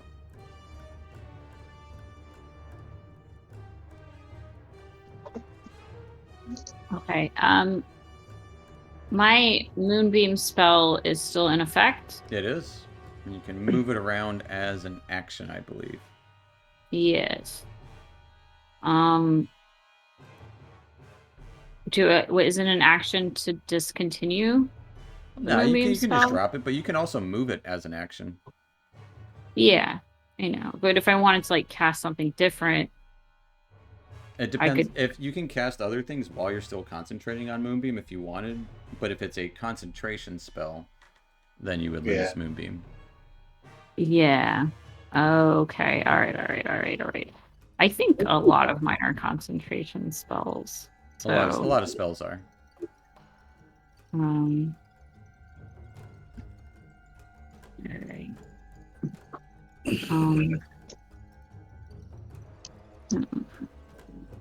Alright, well then I'm gonna use my action to move it over to behind. Let's see. Well, you can move it here and hit those two. Yeah, those two right there, like kind of like on the other side of where Isabel and I are. Yeah, exactly. Kind of getting behind them as this moonbeam kind of moves over them. You can see their skin start to singe a little bit. Yeah. All right. And for bonus action, can I do healing word as a bonus action? Absolutely. Okay. I'm gonna do healing word on Isabel. Okay. What do you say to her? Yeah, what do you say to me? What's the word? The word is kumquat. Fair enough. She just says kumquat. and you feel better. Yeah, roll me a healing word. I shiver. How'd you know my favorite fruit? That's the safe word. As Isabel, you get 7 points of healing. What that kumquat's apparently a good word. It is a good word. All right. Anything else for Alva? Are you holding your ground there? Yeah, I'm gonna hold my ground. All right. Taking us down to White Claw. Rising up, seeing the skull not flaming anymore. What are you up to? I'm gonna completely stand up and then cast Chill Touch on this one right there. All right. I will say that one for you will have cover because it's down below that kind of ledge there. All you can really see from here is like a couple of hands reaching up. So it'll have pretty good cover.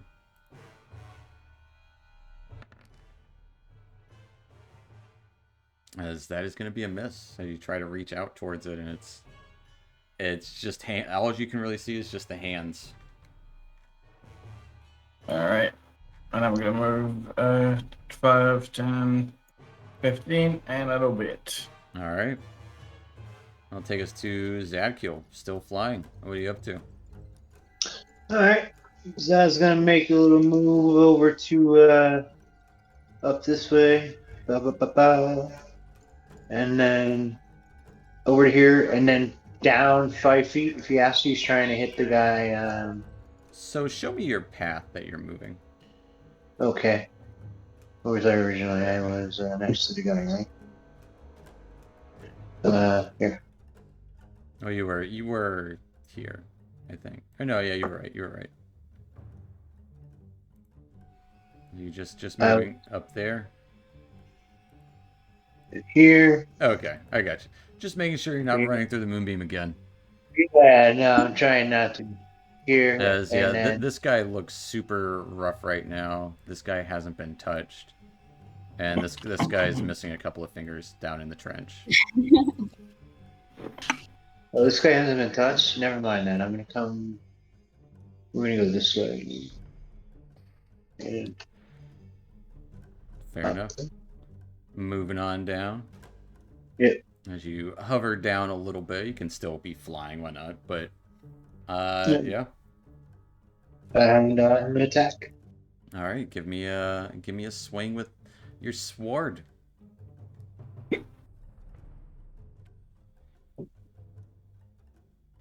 '18 will very much hit this not very agile dwarven zombie. This one's definitely a dwarf. All right. And For 4 points of slashing and 4 points of radiant damage, as your sword is still kind of glowing with the radiant light that your wings are emitting. I'll take 16. it's 12 damage, right? Yeah. Okay. No, 12 plus 4 from the radiant because you have radiant soul active. I thought you said 4 damage from the radiant and 4 damage from the slashing. Yeah. Anything else for Zadkiel? Bonus action. Just gonna try and knock him prone. All right.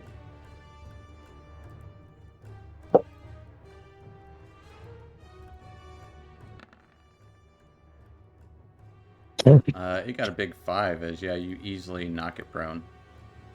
Nice. And that'll end my turn. All right. That'll take us to Isabel. The two in front of you are kind of covered in that moonlight. Both of them look rough. And the one down below you grabbing at your feet is missing a couple of fingers. I am going to go for the one in front of me because I think he still has my axe. It's in his shoulder, yeah. Yeah, I'd like it back. All right. So I'm gonna attack him. Give me an attack. Yep. Regular swing. 16 will hit. As you decapitate this dwarf here. Axe kind of clatters to the ground. What do you? Can I? Wait. I can continue my momentum. Can I not? As a Yes, I bonus can. action, you absolutely can. Yep.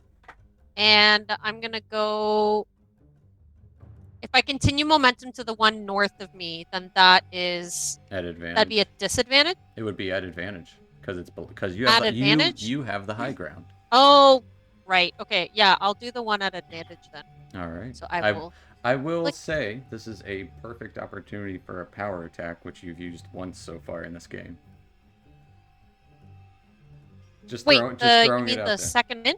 No, your power attack. Your great weapon mastery. The one that gives you -5 to hit, but Oh, plus yeah. 10 to damage. I'm just throwing it out there. This is a good time to use it? Because you have advantage on the attack roll. And you know these guys are easy. Oh. I'm just saying you've used it once in the game, and I just hate that you haven't had good opportunities. And I'm pointing one out to you. Okay, I will use that. I will use my great weapon master. Great weapon master. Great weapon master. And I just click it on global attack modifier, correct? Global attack modifier and global damage modifier. Okay. So wait, do I check them all? You check great weapon master under your global attack modifier, And you check Yes. Great Weapon Master under your global damage modifier.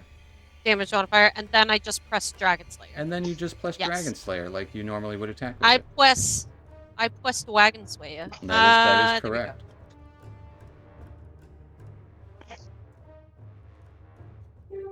Getting a... See, if you didn't have the advantage, it would have been a 4 to hit. But since you have advantage, it is a 16 to hit, which does hit. Amazing. Roll me some damage.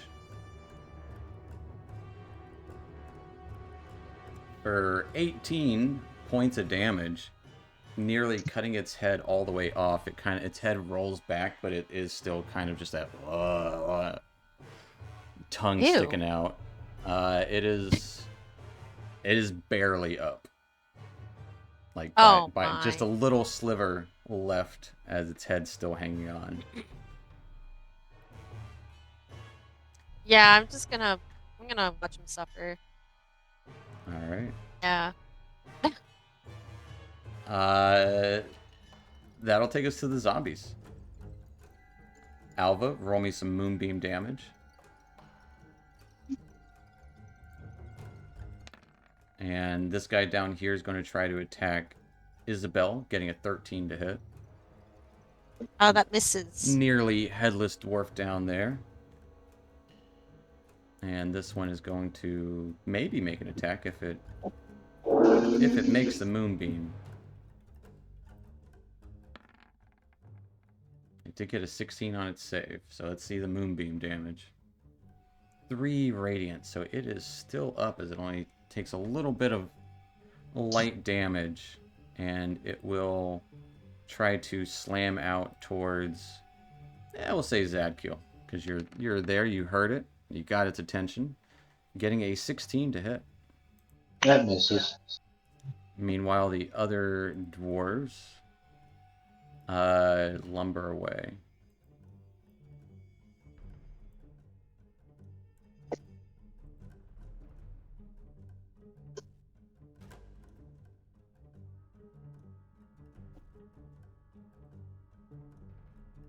And that'll take us to Mel.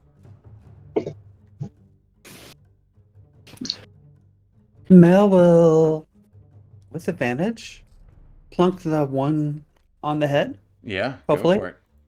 Its head's kind of flopping around its back a little bit. Okay. That will hit it. As Huh? you kind of plunk it on the head, its head fully comes off. Body is going to... What is it, 10? So... Needs a 15. You try and pull the head off, but it somehow, you see the sliver of flesh yank its head off of your axe, and it is still up. Beyond what you would have expected.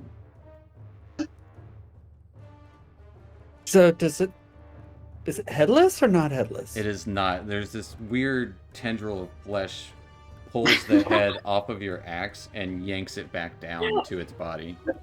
Oh, God. As its body is about to fall down, but once its head is somewhat once again almost reattached, yeah, it is not dead. You did do 10 damage to it, 100%. Its head is split, but it's somehow still going. The hardiness of it all. Clever Okay, little like I know this. Yeah, like I know the skull was supposed to be the big baddie, but like this guy's surviving. Yeah. Like this is the real villain. Yeah. Mel, you almost have him. We almost did. You too. Oh my goodness. Anything else We for can Mel? do this together. That's it for her. All right, that'll take us to Alva. Still got your right. moonbeam going down right there. Yeah, I'm gonna leave that right there. And I'm gonna use my thorn whip. Okay. I want to thorn whip around Isabel. To the guy in the pit. Yeah, the guy in the pit. Is this all right. is this the headless person? It is the nearly headless guy, but his head is starting to get reattached. Well, I'm not going to give you advantage because Isabel's kind of in the way of the advantage. Okay. And it will have a little bit of cover. Just all slightly. right. So it'll So have am I? plus, I'm not plus at wait. you're not at I'm at disadvantage. You're just regular straight roll with your attack. And I'm going to give it +2 to its AC for having a little bit of cover. Okay. An 8 just misses. Yeah, I know. Damn it. That, All right. that would be their normal AC, though. Yeah. And then I'm gonna use the bonus section.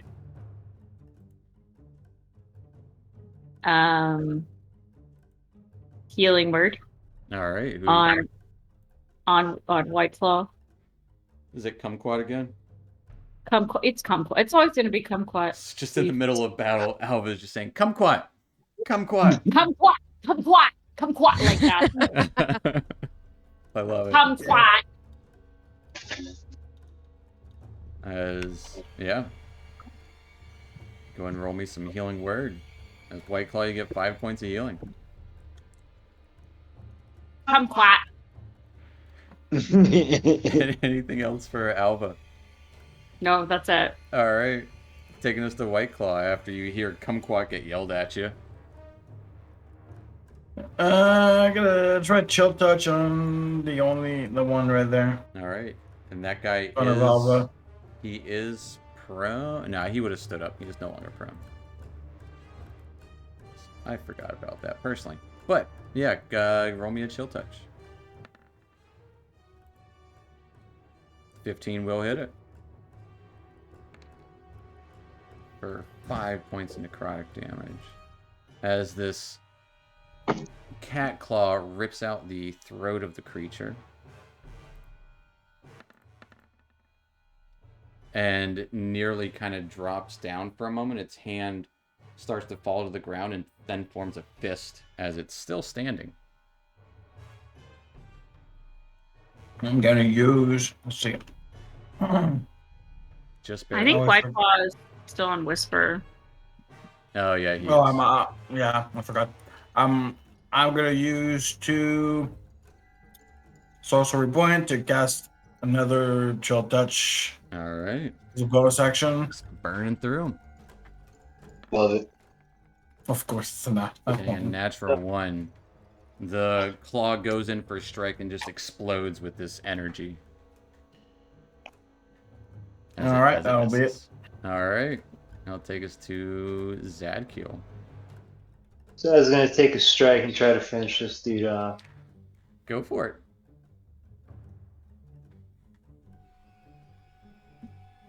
.23 will definitely hit. And with 10 points of slashing damage, it looks like it might get back up again, but then that surge of holy energy causes its wound to burn, and it falls down, not getting back up.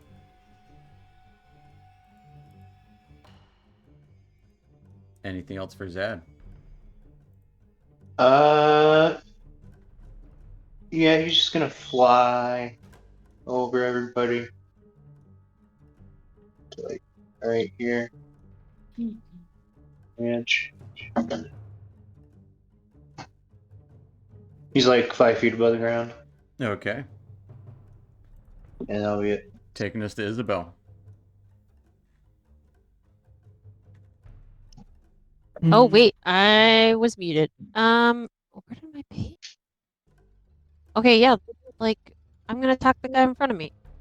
What the heck's going on? Yeah, the guy down there. Yeah. Yeah, him again. Yeah. At advantage, correct? At advantage. Yeah. Are you power attacking Dingus? again? Or great weapon attacking? You know what? Yeah, this is the real villain. We're Sure. gonna great weapon attack this guy. Okay. Going in for a mighty swing. 18 will hit it. For 21 points of damage, it needs to roll an 18 or higher. Unfortunately, it did not. As you cut its head all the way off and go into its torso, splitting it in two. And it falls to the ground there, lifeless once more. Oh my goodness. And at that, the other dwarf, you'd be able to see this one to the south. As it leaves the chamber, it falls down lifeless once more.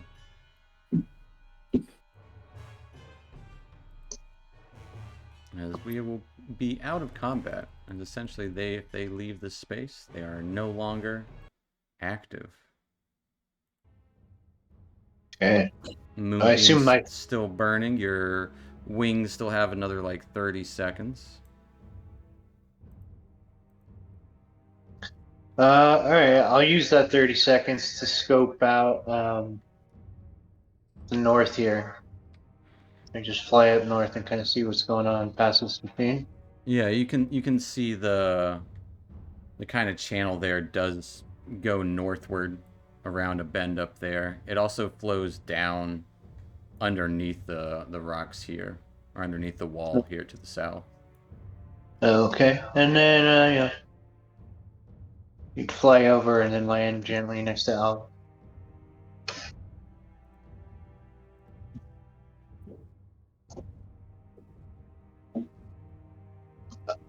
Is this a giant furnace?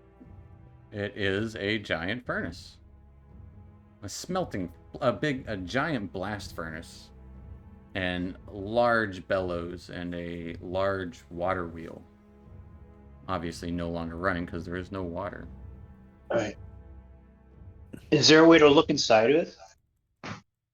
Yeah. You can take a peek in. So see, you never know. Yeah, as you kind of like open up the side there, look inside, it looks like it has some old charcoal and charcoal covered ore. It seems like it's definitely inoperable right now. It needs to be repaired, and it seems to have collapsed a little bit on the interior. Okay. But nothing special. Nothing special inside. Alright. Zadkiel with... Yes. Yeah, you brought it up. Do you know anything about that green floating skull? Um, You can give me a religion check. Yeah.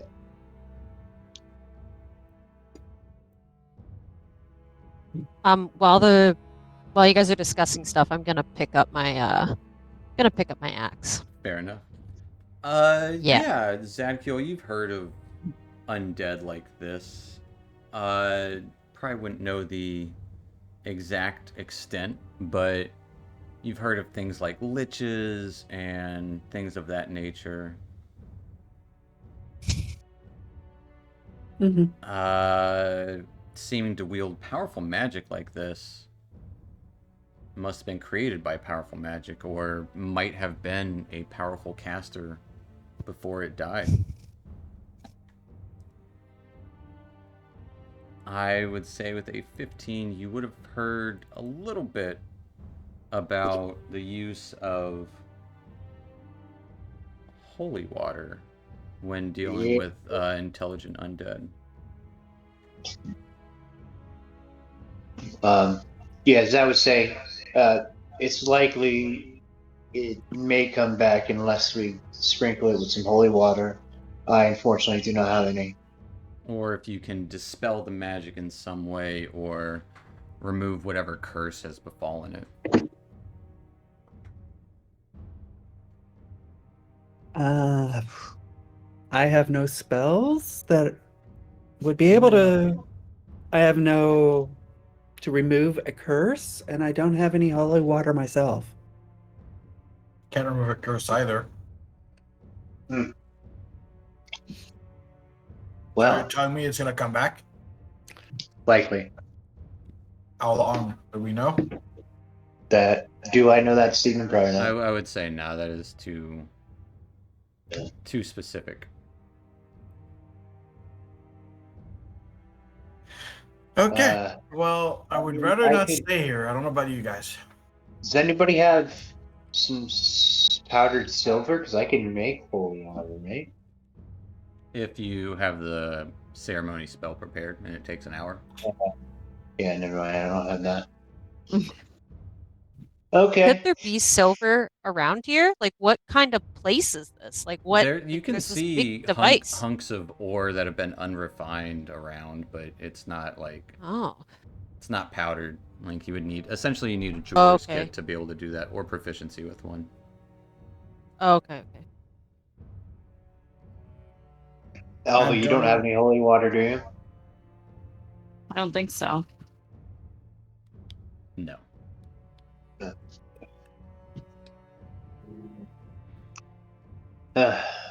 Very unprepared. What paladin doesn't bring holy water? I will say, Mel, with your great sight, you can see a door down there, and Oh, yeah. there looks to be a room to the south as well. Mhm. But it's kind of like this space here. Or you guys want to chill and take a short rest somewhere? I don't know. I mentioned, Sure, yeah, let's there's see. a door on the other side of the smelter down a hallway. I think we should probably take a look at it. At worst, Alright. it's a place we can seal off if you want to take a short rest, but I don't know if you want to take a short rest right next to a skull. No. Yeah, we don't. I think we should get the hell away from that thing if it is supposed to be coming back. Mhm. Yeah, I'm not sure of the exact specifics of the dark magic, but it will be back unless exercised. So let's Go move back on. up north. Follow the wave sound. No, I was going to go across and go check out that door I mentioned. Sad we go now. All right, I'll follow them. Alva will follow behind. All right.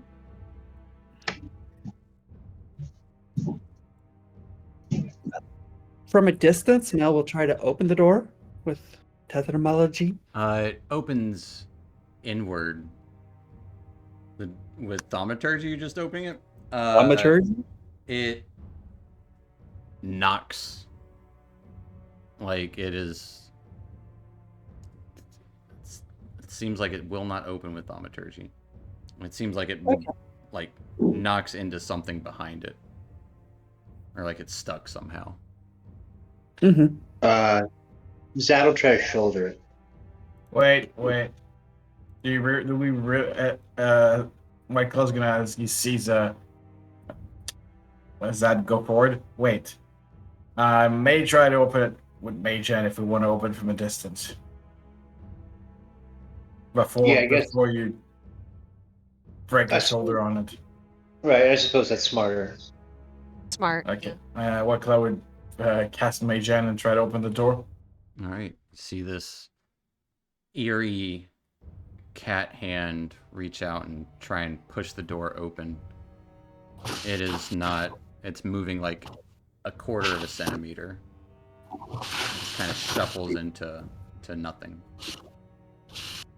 Well, shoulder it is. That kill, and Yes. Mel places her hand on your shoulder, giving you guidance on this.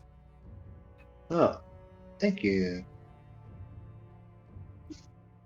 All right. Zadkiel runs forward, trying to Mhm. shoulder check it. Give me an athletics check. Plus a D4. Ba-ba-da-da-da-da-da.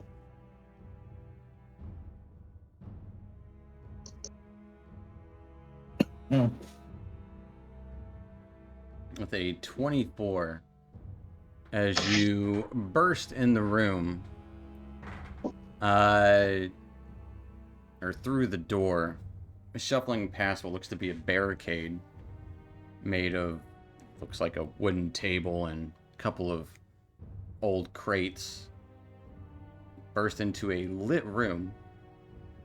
Old stone bunks lining the walls of the quarters. which is lit and heated by a glowing iron brazier in the middle of the room. 6 bugbears, including one who is much larger than the others, kind of all standing attentively looking towards the door as you burst in. Because you guys were making noise at the door previously. 3 of them, armed with javelins, immediately throw them towards you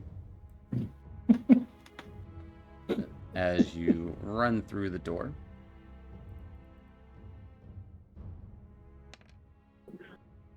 You said 6 bugbears?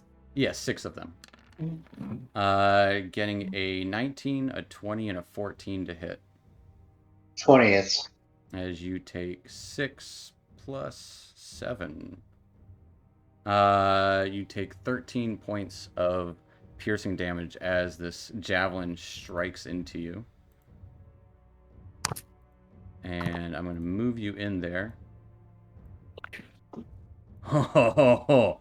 Look what we found, boys! As 6 bugbears stand ready. 3 of them threw javelins from the back. 3 of them are ready there. And hate to do it, we're going right into combat again. Oh no. We should take it at sure. Not access full line. This is a bad idea.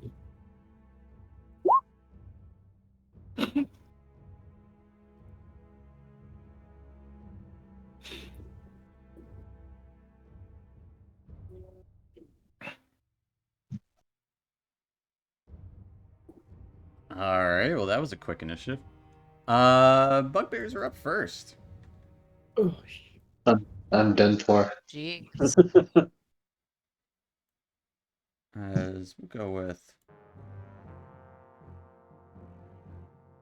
good old classic with the horns. Yeah, the bugbears all go first as you would see Zadkiel get charged by 3 bugbears as 3 others launch a barrage of javelins towards him. Good news is you're no longer surprised, so they don't deal extra damage. Getting a 7, a 6, and a 15 to hit with their javelins from afar. Expertly blocked with my shield. As they kind of move forward. Like, get 'em, boys! As the other 3 charge towards you with Morning Stars drawn. Getting a 20, a 17, and a 14 to hit. 20 hits. And you are lucky that that one is the one that hit. As you take 6 points of piercing damage. As the others were much worse than that.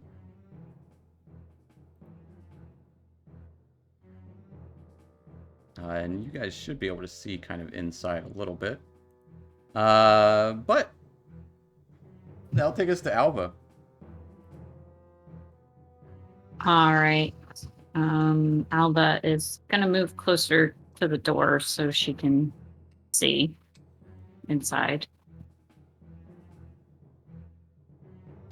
There's a fair number of them in there. Okay. So yeah, right now I can only see 2. I guess I can't see past the border of the door. Yeah, I would say you would see that there is one to the left of Zadkiel and to the right of him as well. Okay. I'm gonna cast Spike Growth. Oh. Where are you casting that at? All right, so it says a range of 150 feet. Yeah, Does that so mean it's like somewhere within 150 feet is the central point. center of it? Oh, okay. So like I have okay. All right, and then it's a 20-foot radius. Okay, so I'd like to holy shit. Yeah, I want to move it as far over into the room as possible. I mean, you can get it to the far back, but You don't know what's back there. Well, I also don't know what's.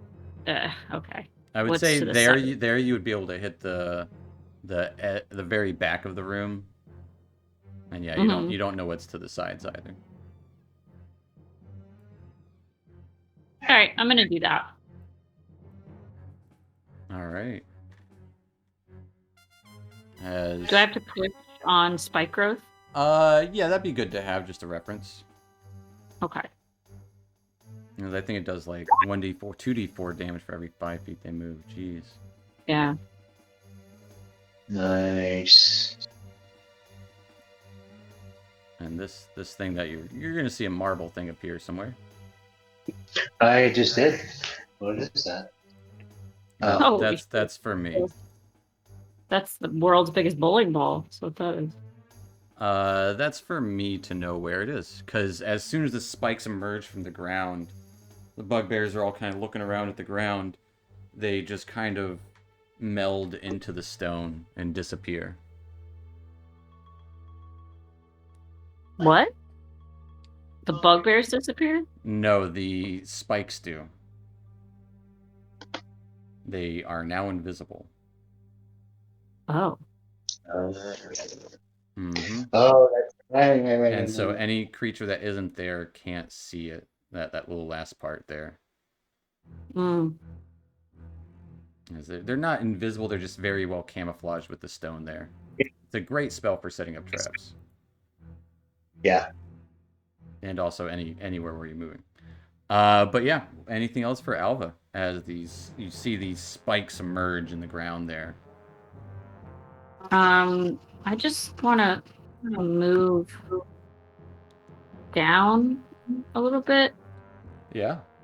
I think you've Maybe got over. 10 feet of movement if you want to move anywhere. Maybe just down one so that someone can get through the door if they want to. Fair enough. I'll take us to Mel.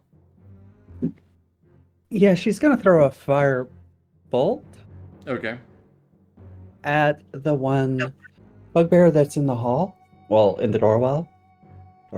The one you can see easiest. Yeah, give me a firebolt. I'm gonna give him. Well, nah. He's bigger than Zed. You can see him. But an 11 is gonna be a miss as you kind of hit the doorway there. It's still kind of stuck with a table that's been overturned on its side there, and it's a clattering of stuff inside. Mm-hmm. Anything else for And Mel? Mel, being Mel, steps behind the door. The wall. Fair enough. Yeah, getting some cover. I'll take us to Isabel. Okay. We got a lot going on. One downside about gonna- charging into rooms is you're at the doorway for a minute. But yeah. you can use that advantage too. One. So I'm gonna move. I'm gonna begin to walk forward. Yeah. Sword ready in hand. 1, 2, 5. Just so I get a clear view. But correct me if I'm wrong. I don't believe I can throw an axe. But if I would allow well, that. I can, but it would be at disadvantage, would it not? No. Well, are they longer No? than 20 feet away? Oh, they are, so yeah, it would be. Yes, they are. And I was just thinking also, so Zad is there? So... Nah. Nah? You just tell them to duck and you chuck it. But I'm pretty sure the axe is 20-60 for range, so it would be a disadvantage, I believe. All right. The only thing I am going to do is I'm going to cast Commander Strike on Zad. I'm casting it on him. I'm luring him into the spell of attacking now. Hey, look out! Get that guy. Yeah. Okay. I'm gonna use Commander Strike and be like, you go, Zad, and all right. That's Zadkiel, you can make an attack at a creature you can see. Sure, guy right in front of me. All right. 18 will hit. Yay! I'm gonna Divine Smite. Sure, why not? Just go ahead and get that. Make sure your other things are unchecked. Radiant Souls down. Just regular 2d8. Just a regular smite, guys. Oh, Yeah. wait. Steven does. And he gets With the commander's- and you get an extra D8 on damage. Okay, Oh. yeah, that was my next thing. Yeah. Okay, cool. Well, Here, I'll. who rolls it? You do. Okay. Yeah. Ah! For 30 points of Ooh, there damage. Oh my goodness! Isabel calls out. You just take one swipe and cut this bugbear's head off. Oh my gosh! I'm like, you did it! Anything else for 5 more to Isabel? go. No, that's it. That's all I wanted to see. All right, that'll take us to White Claw. That was beautiful. That was really good. Good job, 5, Zach. 10, 15. Can't really see much, but I'm gonna try to cast and chill touch on the hobgoblin. I can see down there. All right, he will have a little bit of cover from you. Yeah. Give him +2 to his AC. 18 just hits, I believe. Yes.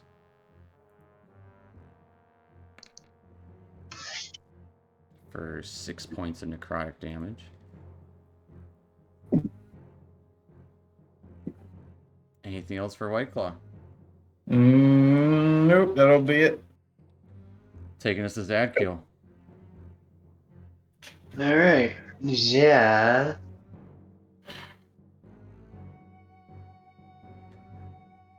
Is gonna disengage Okay.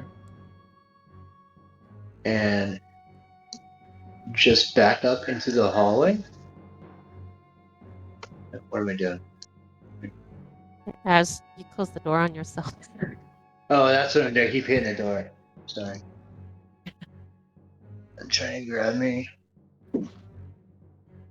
And who's gonna move right here next to Alva? All right, Zadkiel rolls backwards. And that was my action, right? That is your action. And but no bonus action. Okay. I'm finished with my turn. All right. That will take us to the bugbears, as the first two are the easiest to deal with. They're going to run out.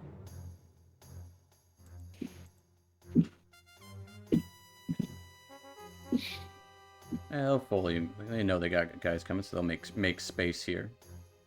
Or at least they think they got guys coming. One of these guys, seeing the spikes arise, they will leap as he can move there with his leap.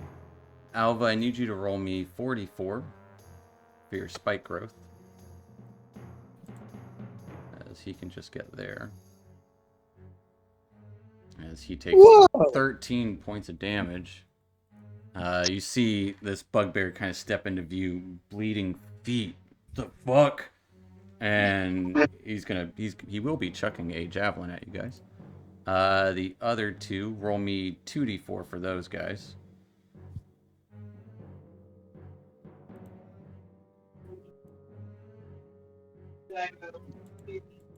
As they only have to take a little bit of movement. And they'll just be able to get there. And they both each take 5. Well, they can't quite make it. Almost. So 2 of them will chuck javelins towards you guys. One of them gonna chuck a javelin at Isabel, and the other's gonna chuck a javelin at Zadkiel. I'll go Isabel, getting a 13 to hit. Misses. And Zadkiel getting an 11 to hit. Misses. I think they took care of the skull. And 2 of them will strike out at Zadkiel with their Morning Stars. Getting an 8 and an 11 to hit. Both miss. And the other will... I'm going to roll for it. High Isabel, low Alva. The other one will swing its Morning Star towards Isabel. Okay. Getting a 9 to hit. Misses. As they seem a little clumsy in the moment, like they had just been woken up from their sleep. But that ends their turn, taking us to Alva.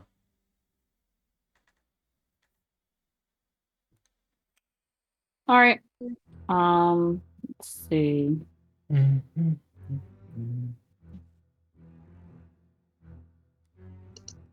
Okay. I am going to attack. All right. What are you attacking? And how are you attacking? Attack the one right above me. With Thorn Whip. All right. And 22 will definitely hit him. As you crack your whip, kind of scratching his shoulder for 4 points of piercing damage.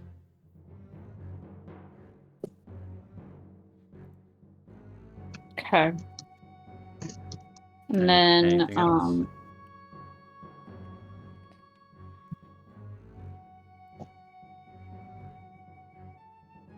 I'm going to do a bonus action. I'm going to do Healing Word All right. on White Claw. Okay. Come quiet. Come quiet. Come quiet. Come. That is, yeah, White Claw, you get 7 points of healing. Holding your ground there, Alva. Yeah, I'm gonna hold my ground right here. All right, that'll take us to Mel. Mel takes a step out. Seeing the hallway quickly getting filled with bugbears. Mm-hmm. And seeing the one that is the distant in the doorwell on our side of the door, Okay, yeah. he's gonna upscale and fire a magic missile. Okay. And thing about magic missile, I'm not saying you have to right now. You can separate missiles to different targets if you wanted. Mm-hmm. No, all at once. All right, throwing them all at this one bugbear. All right, for 2. And so here's the thing about magic missile. There's 2 schools of thought with it. Do you want to roll for each missile, or do you want to roll once and all the missiles do that damage? The way it's written is they all deal the same damage, but it's up to you. So you could roll 4 missiles, or you could roll 1 and each missile does 2 damage. Mm-hmm. Let's roll 4 missiles. Okay. That's the way I've always done it. I like that's rolling how multiple I see dice. it. Yeah. So with 2, do I do roll 3 more? Yeah, roll 3 more. So we got 2 force. And 10 more damage, because +1 for each. So for a total of 12 damage as these... what color are your missiles as you shoot them? Is it just like raw energy, or is it that kind of like fey light sort of thing? I think that's might be what it was. It's kind of a raw black color to it. Oh, okay, that's right. Yeah, it was like a black lights, but not black lights, but like a black light. Like, I gotcha. Right. As they strike into this bugbear. Anything else for Mel? And she takes cover again. All right. Taking us to Isabel. You got a big, beefy bugbear in your face. And he's not looking very nice. His breath stinks. Eh. What will I do? What will I do?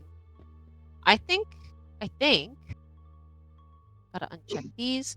I'm just going with my Dragon Slayer, but I'm going to make it a sure.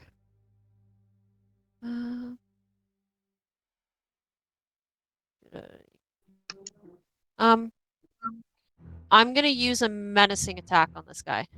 Okay.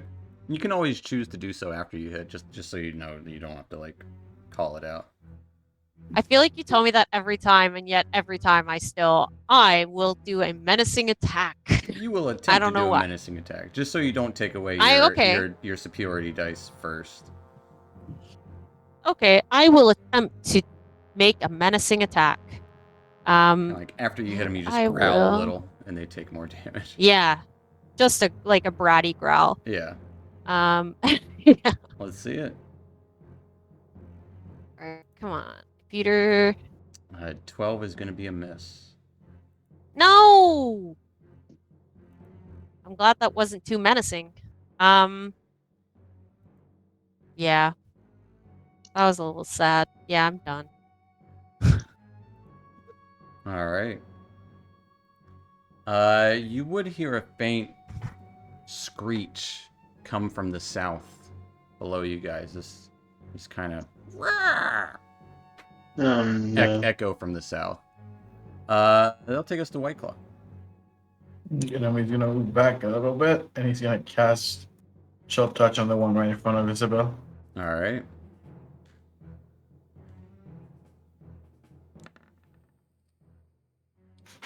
It's gonna be a miss.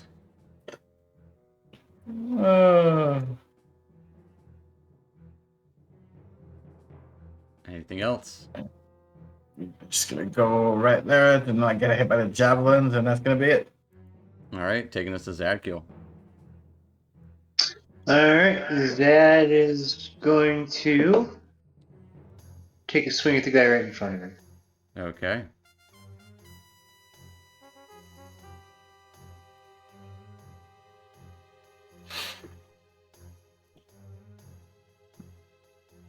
That's definitely gonna hit. And I'm gonna do Divine Smite with that. Sure.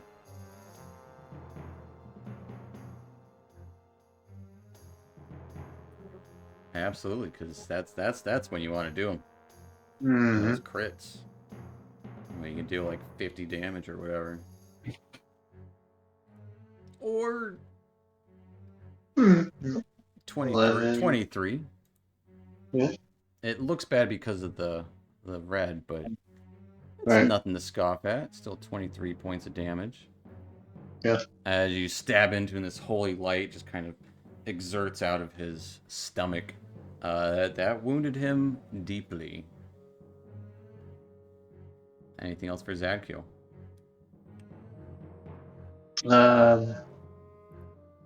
Nope, that's it.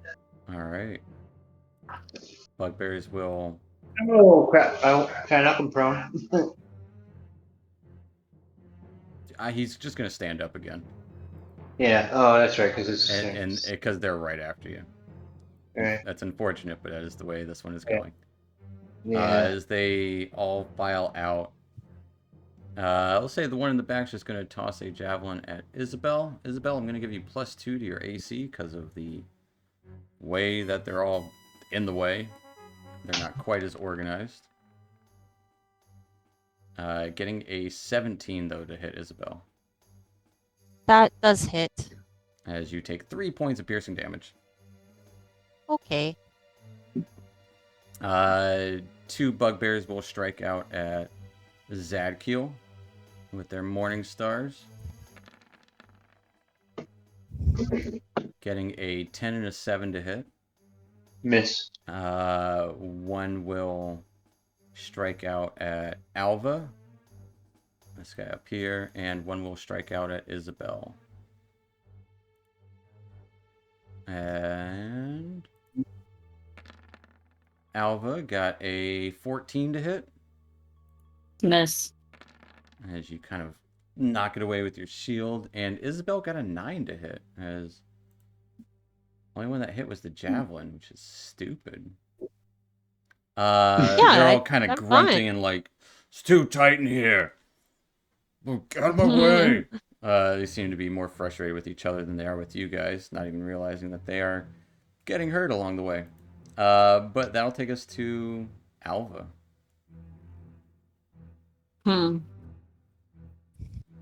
Okay. Let's see.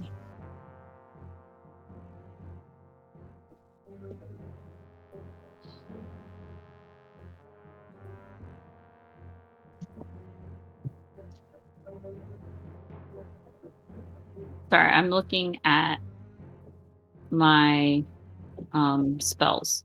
You're That good. I'm just trying to figure out. Okay. So I'd like to cast. Oh, hold on. Sorry, I lost it again.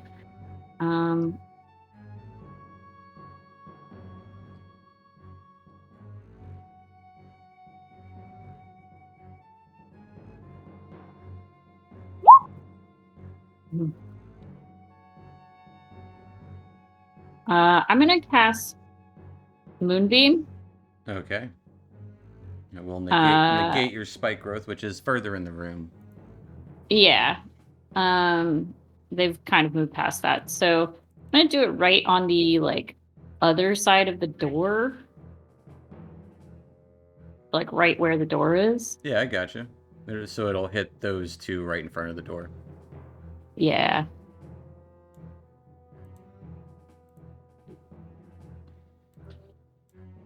Okay. I have to make it bigger elsewhere because the door's in the way. Yeah. But it lights up there with this moonlight.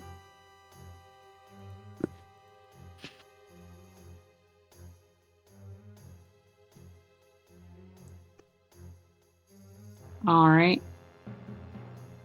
Anything else for Alva? I'm gonna bonus action healing word. All right, who are you healing? I'm gonna give some points to Zadkill. All right. I hope you're keeping track of your spell slots. I most certainly am. All right. Zadkiel, Kumquat gets whispered to you. Come on. He shivers a little bit. And somehow all of his clothes fall off. Whoa! Armor Hey, dropped. okay. Yep. Defense 0. Anything else for Alva? I'm gonna stay right where I'm at, actually. All right. Taking us to Mel. Jumping around the corner. Oh.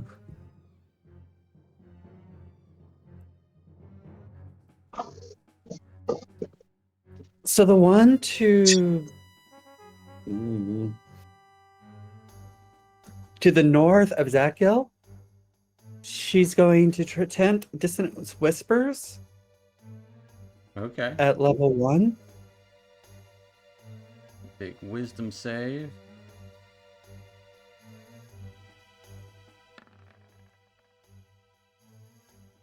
He got it. He just barely passed with a 13.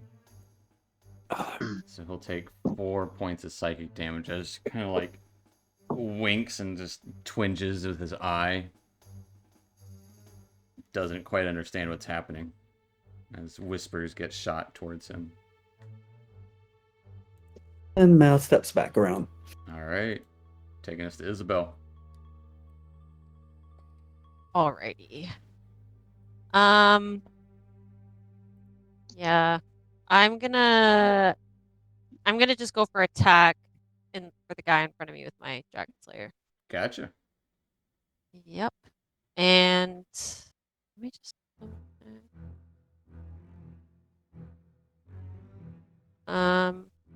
Okay. I was gonna use second wind, but I've already used it. Correct. Because you guys didn't take a short rest. I know. Oh, baby. 22 will hit. Right. Get a. For 7 points of slashing damage as you kind of carve into him a little bit, and he's kind of trying to block his best with a big old wooden targe he's got equipped. But as I carve into him a little bit, I'm gonna make a little growl. Okay. It turns out this was a menacing attack. All right. You gotta make a wisdom save. And roll me that d8 for extra damage. Oh my gosh, please be scared. He is terrified. He rolled a 10.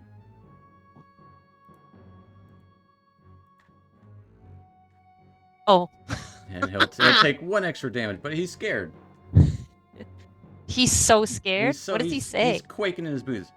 I don't know. What do people say when they're scared? That's really scared. He's scared. He has I don't know.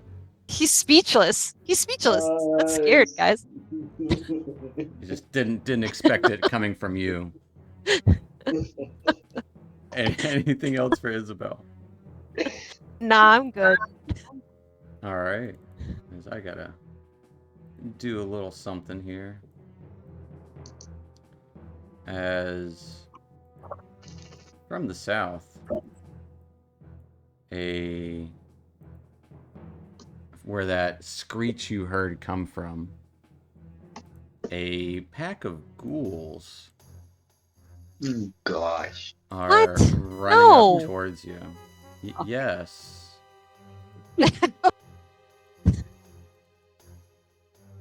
As they are rushing towards you guys. Double check their movement. Start them there.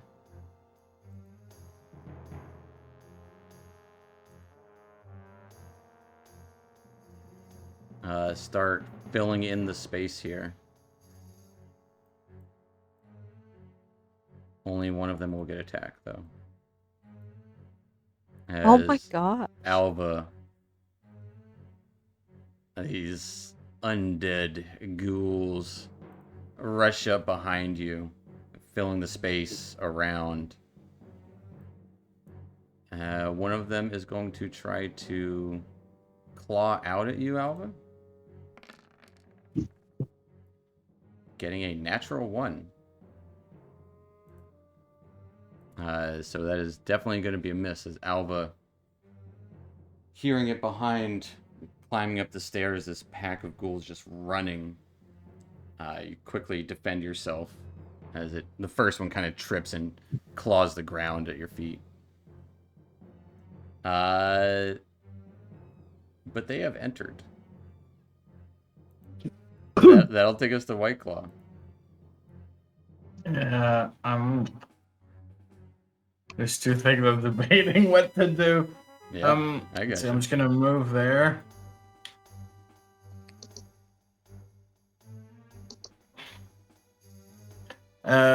Isabel attacked terrified the one in front of her, right? He's like kind of holding his shit together barely. What I'm gonna do, His leg looks wet. I'm gonna use Phantasmal Force, making another copy of Isabel, like, right beside him. Okay.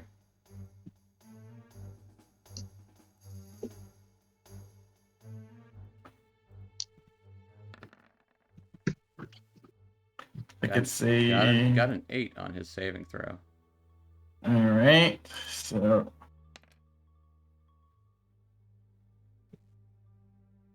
I think he takes it on his turn, the damage. That's too long of a spell. Yeah. But kind of like another split image of Isabel splits out from Isabel and starts wailing on him. Anything else for White Claw? Let's see. Or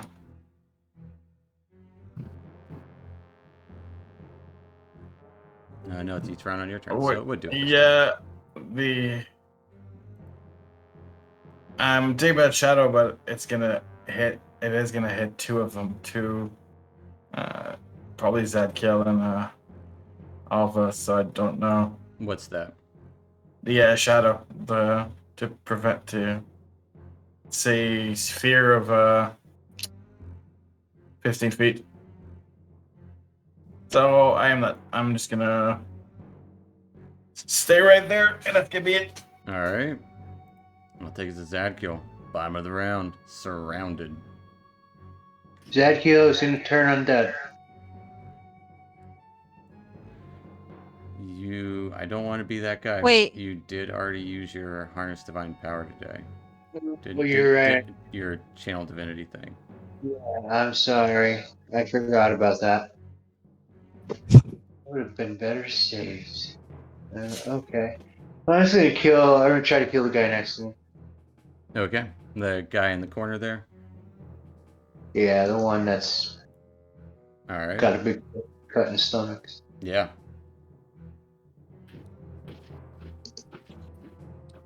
$16 just hits. No, sorry, I did not mean No to. smite, but it still does 6 points of slashing damage as you quickly cut across his chest, and he kind of slams up against the wall there and crumples down into the ground. No more. Anything else for Zad? But, boom, boom, boom, boom. No. All right. That'll take us to the top of the round, in which, before I forget, Alva, go ahead and roll me the moonbeam damage, as one of them is about to take some damage from that. He got a nat 1 for a total of 2 on his con save. He takes 11 points of radiant damage as you guys were struggling with these bugbears, but seemingly manageable for a time. Now with this influx of this pack of ghouls charging from the darkness to the south. And that'll be where we'll end tonight, in the middle of this combat, where who knows what's going to happen. We'll pick up there next week as surprise guest number 1 is joined. Maybe there'll be a surprise guest number 2. Oh God. We love surprise games. Well, I guess My the goodness. bugbears were really surprise guest number 1. The ghouls are surprise guest number 2. Maybe there'll be a surprise guest number 3. That's so odd. We'll find out. I will welcome them with open arms. That would be surprise guest number 3. That's what I'm hoping for. But yeah, we'll pick up there next week, and be sure to stick around and see what happens next time. But thanks for watching Twitch, and we'll see you next week. Goodbye, Bye, Twitch. Bye. Bye, Twitch. What? Bye. Kumquat. Kumquat. Yep.